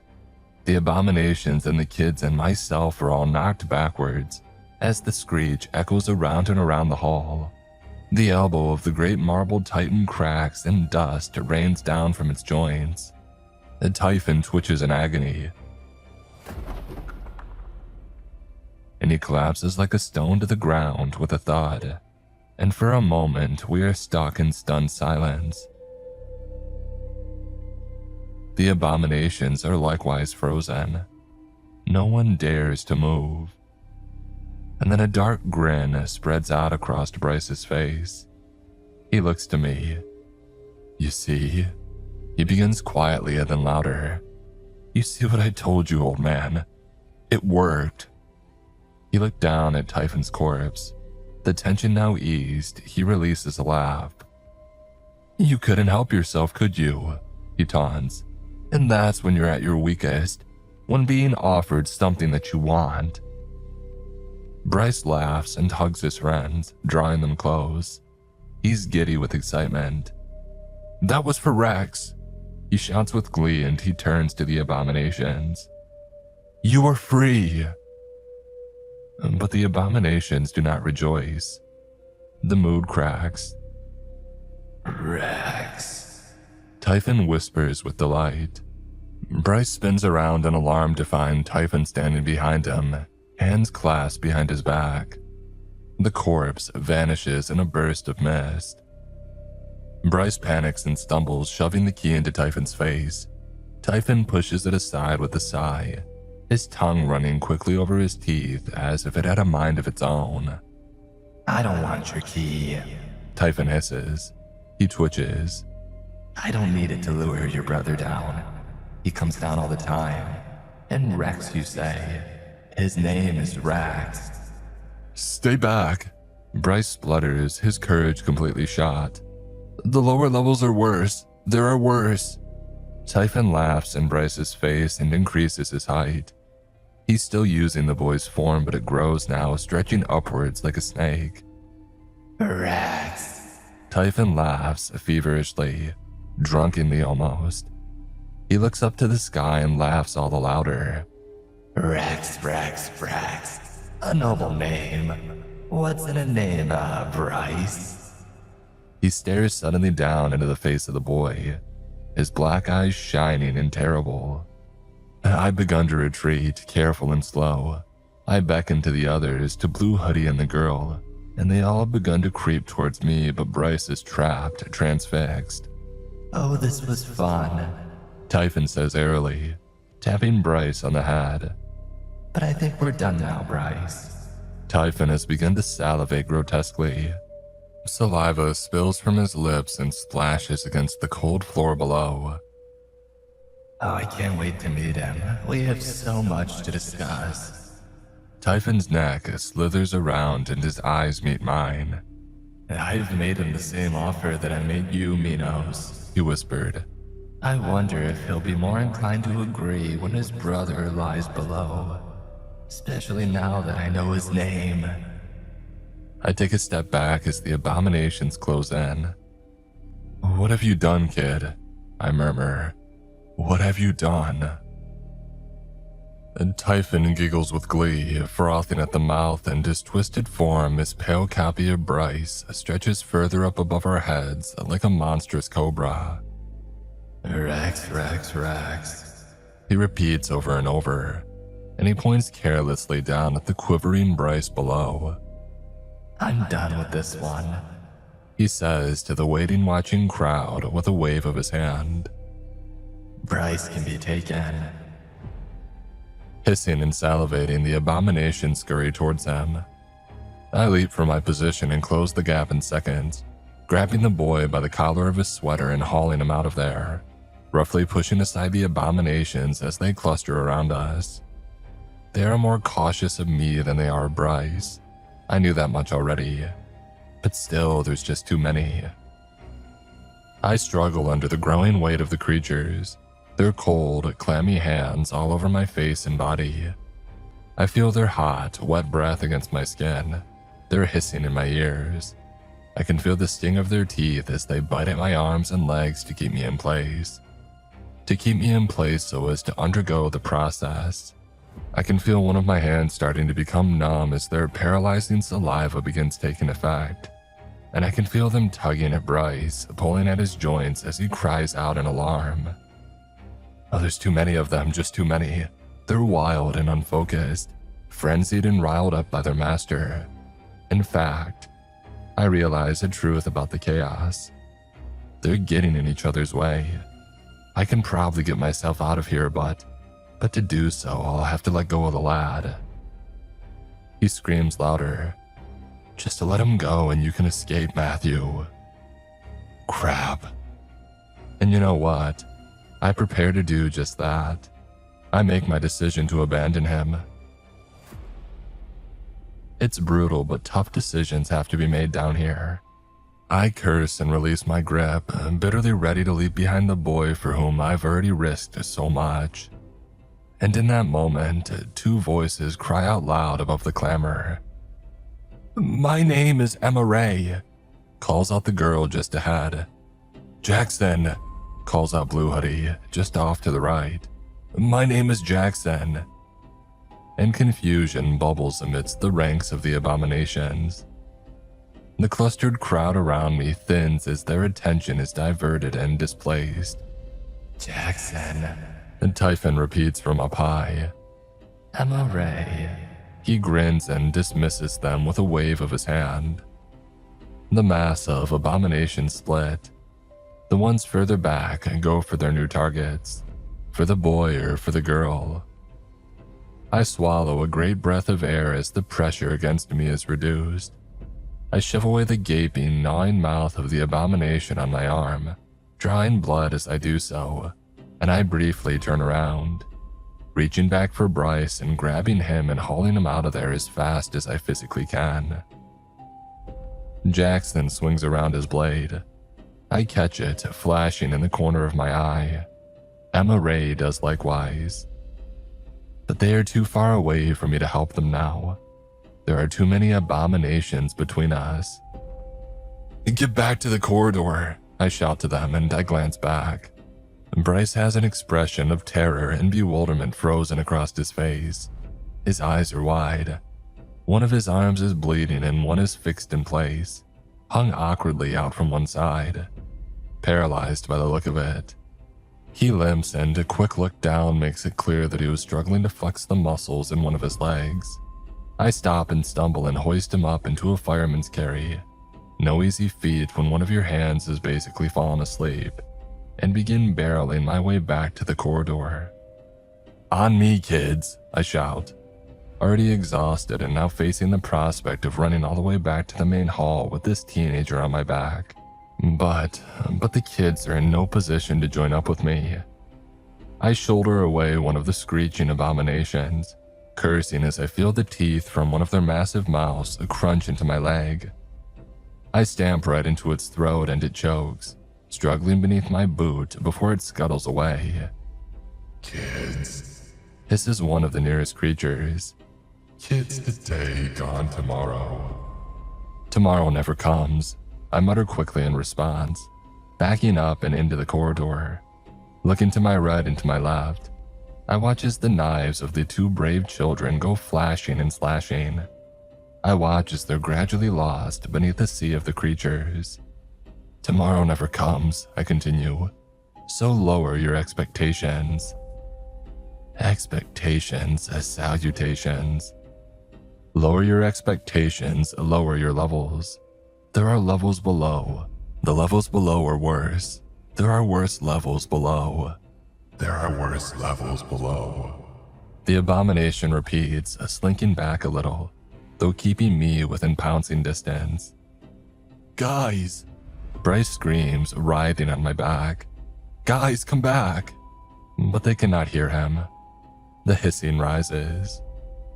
Emma Ray's blade comes up above the tide of abominations for the final time, and she is lost beneath the monsters. "Jesus," I say, still retreating. Looking over now to the boy in the blue hoodie, to Jackson. I catch flashes of blue amidst the pale skin of the abominations. An abomination steps on the dropped blade with one of its cold hands, and it skids across the floor and away. The creatures have sensed these two kids to be the easier targets and have largely left us alone for now. And a quick glimpse through the crowd shows us Jackson's fate. His is the fate of everyone who gets taken by the abominations. The teenager is paralyzed and frozen. His legs are in process of being swallowed up whole into one of the abomination's mouths. His arm is lost in the gullet of another. "Jackson!" Bryce screams out, struggling, but I do not let him go. The abominations fight each other, pushing and grabbing and throttling with their many hands, hissing and screeching until one of them wins the fight, and Jackson is once again lost to view. They will take everything they can. The abominations will absorb all but his most basic core essence, and he will be left as warped and distorted as the beings that surround us. It's time to go. "I'm sorry, kids," I mutter, turning to take my leave. I catch Typhon's eye as I do so, the black eye and the white now ringed with orange and rivers of yellow, like a hot and burning coal. The stretched and snake-like creature towers over us all.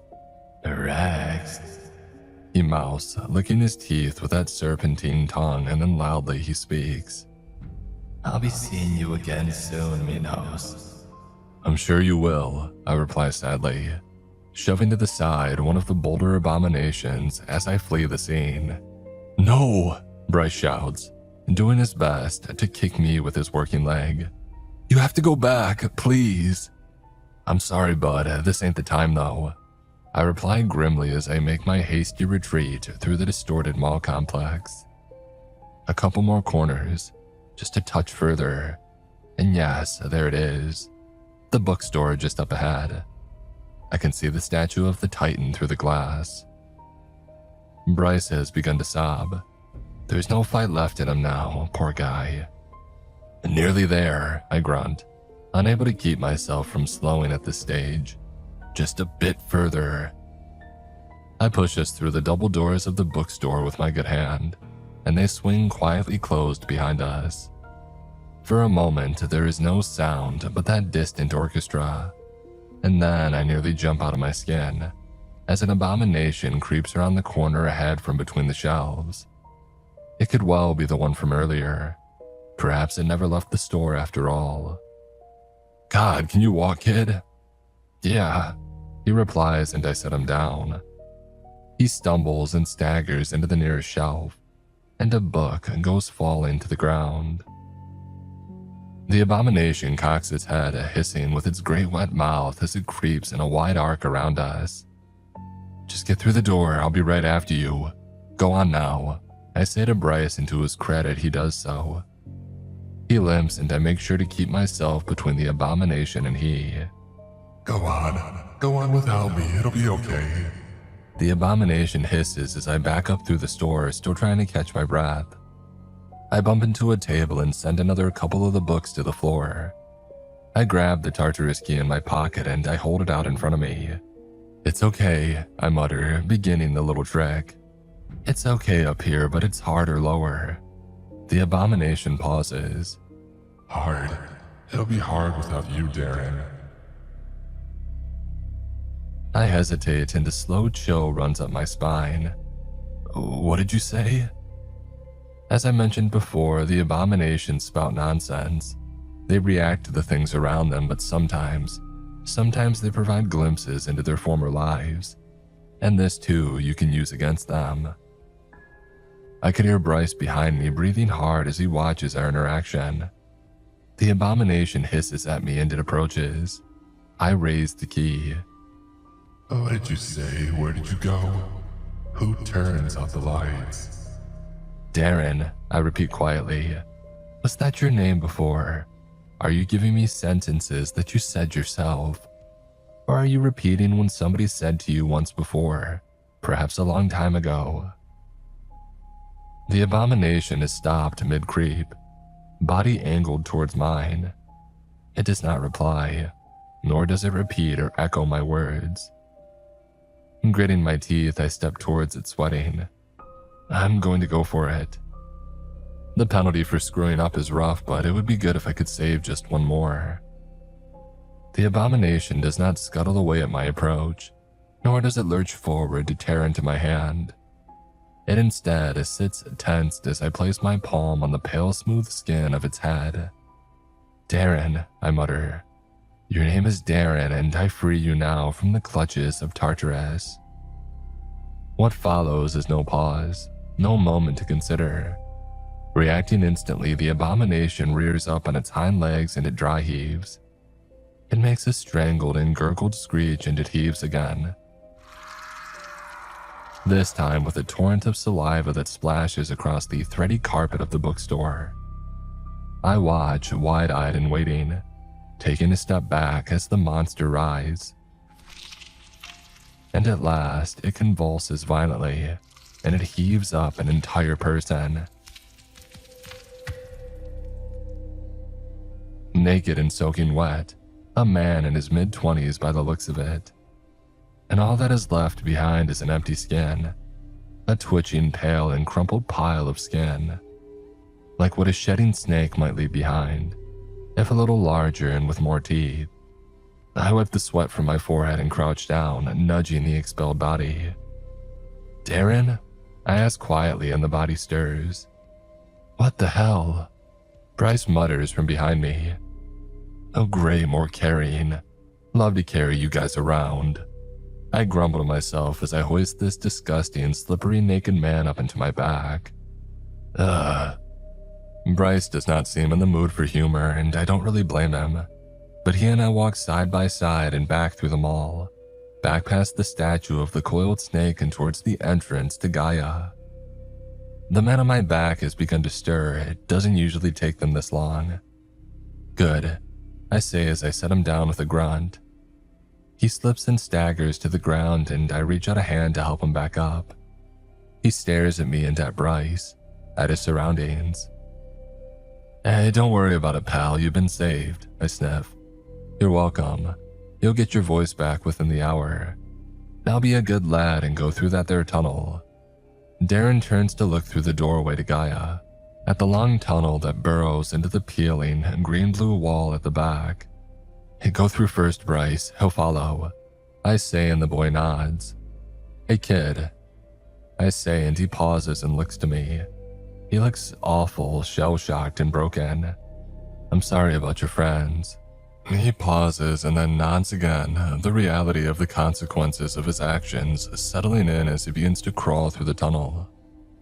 Darren looks to me and I urge him forward. He goes. And after one final glance around the realm below, I follow. Till next time, I whisper to no one in particular, and then I head on in behind the others. It's significantly more effort on the way back up. You gotta put out your hands and knees to wedge yourself in place for the steeper parts. And Darren didn't really have any time to acquiesce before this little climb, so on several occasions he crashes back into me. A decidedly unpleasant experience, but it's fine. I help him back up each time. I've dealt with worse. And at last, we ascend through the hole in the floor of Tartarus, hauling ourselves up into the abandoned old store of peeling red and faded black. The other kids are still up here. They stare at us in alarm, at the three of us looking exhausted, a new strange and naked man amongst them. Curly steps forward and puts her hand on Bryce's shoulder. Bryce, she says quietly concerned. Where are the others, Jackson and MRA? And Bryce can take it no longer. He breaks. He doubles suddenly over as his body is racked with sobs. He can hardly get the words out as he falls against the nearest wall and collapses to the floor, face in his hands. It's my fault. He manages through wheezes and gasps. It's all my fault. Come on, I urge, gently but firmly as I step between them to unlock the door. Everyone out, I point to the newcomer. You too, Darren. There's an open-clothes store just across from here. Go grab a shirt and some pants. I watch as the group helps Bryce up and they stumble out into the mall, and I shake my head. Teenagers. Thanks to Bryce, two of his friends now lie below. But then, it isn't Bryce's fault. Not really. It's mine.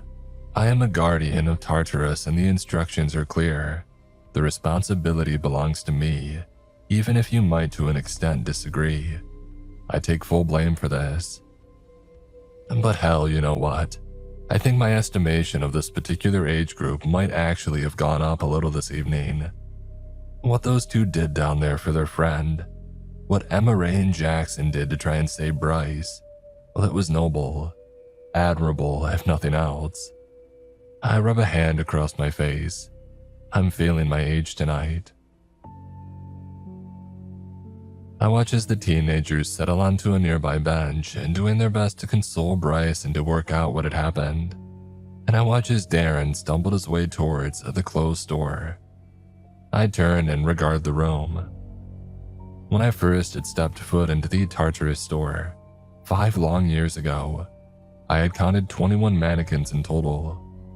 16 had been marked with names and initials. The other 5 were blank. The storeroom was also full of them. Well, the storeroom these days, it looks like it houses the same amount. But the number of mannequins all around me stacked and clustered against the walls on the counter, it has risen considerably since then. There must be at least 60 in here now. It's a wonder that there's any space for them. The world around me is quiet as I consider this. I can hear the distant murmur of the kids beyond the door, but overall the sound is low. There's no faint and distant orchestra here. It's nice, calming, clear, and refreshing, like drinking cool water after a long and beverage-free drive in the sun. I lick my lips. There's something else that I could do with some water, I'll grab some in a minute, but first, I walk to the counter and I pick up the marker uncapping it. On the closest section of the red wallpaper, on a part that can be easily peeled away, I write, R. Your name has been compromised.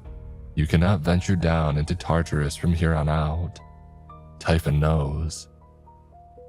I head next to a pair of mannequins leaning against each other in the middle of the floor, a male and a female. On the blank canvas of the male's face, I write the following with a sigh.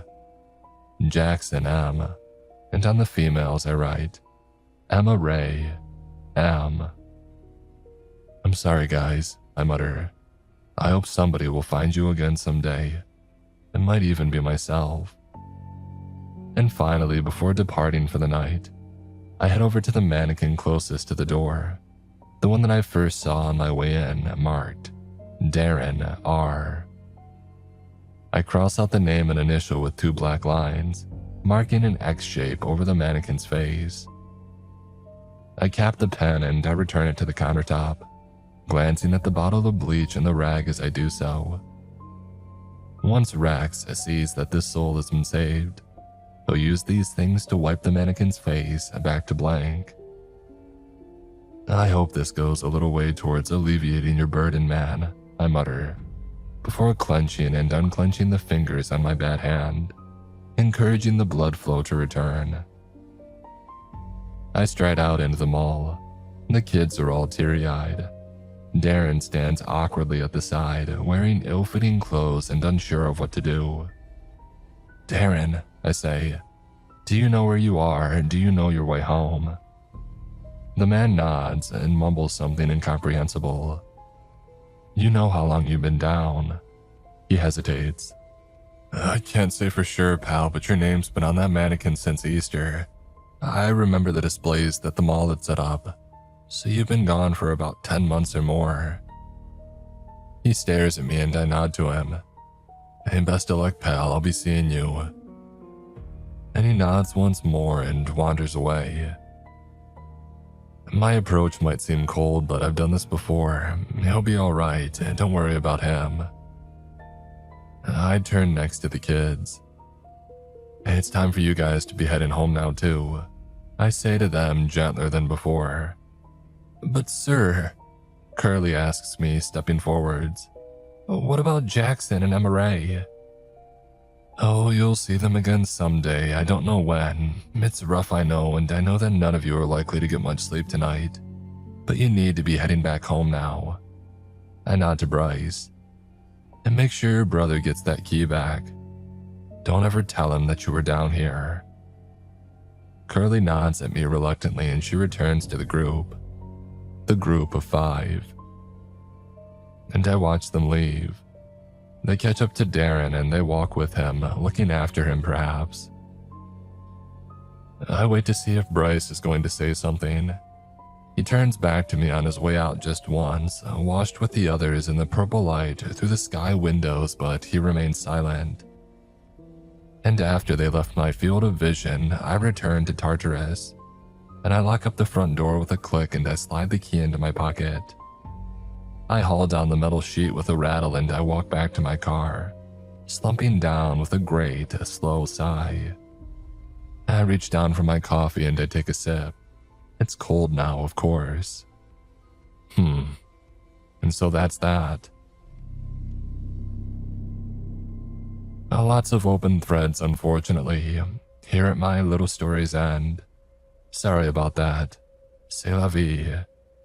But I'm still doing my job here in the mall, and I'm trying to do it a little bit better too. Or am I? Jesus. On the whole, yes, I am more vigilant. I'm far more cautious, and nobody's been let in. And nobody's been let out. That being said, however, I have an occasional guest these days. A guest who comes by sometimes during my shifts. It's Bryce, of course. He comes alone and he sits nearby on another one of the massage chairs. I try to shoo him away at first, but you know what he's like. He's a stubborn kid. So I let him sit with me on the condition that he doesn't bother me. Oh, he's suffering, the poor guy. Can't blame him. He's guilt-racked, nightmares and the like. He's wanting to go back down, you know. Back down into Tartarus. But I haven't allowed it. And Bryce wants me to open the door and allow him to return to try and save his friends, but it's like he feels that's his responsibility. I take the fact that he's actually asking me as a sign that he's truly returned Rex's key. That Rex is being more careful with it. Or maybe that Bryce has developed some sort of begrudging respect for me. Perhaps it's both. But Typhon will be growing impatient by now.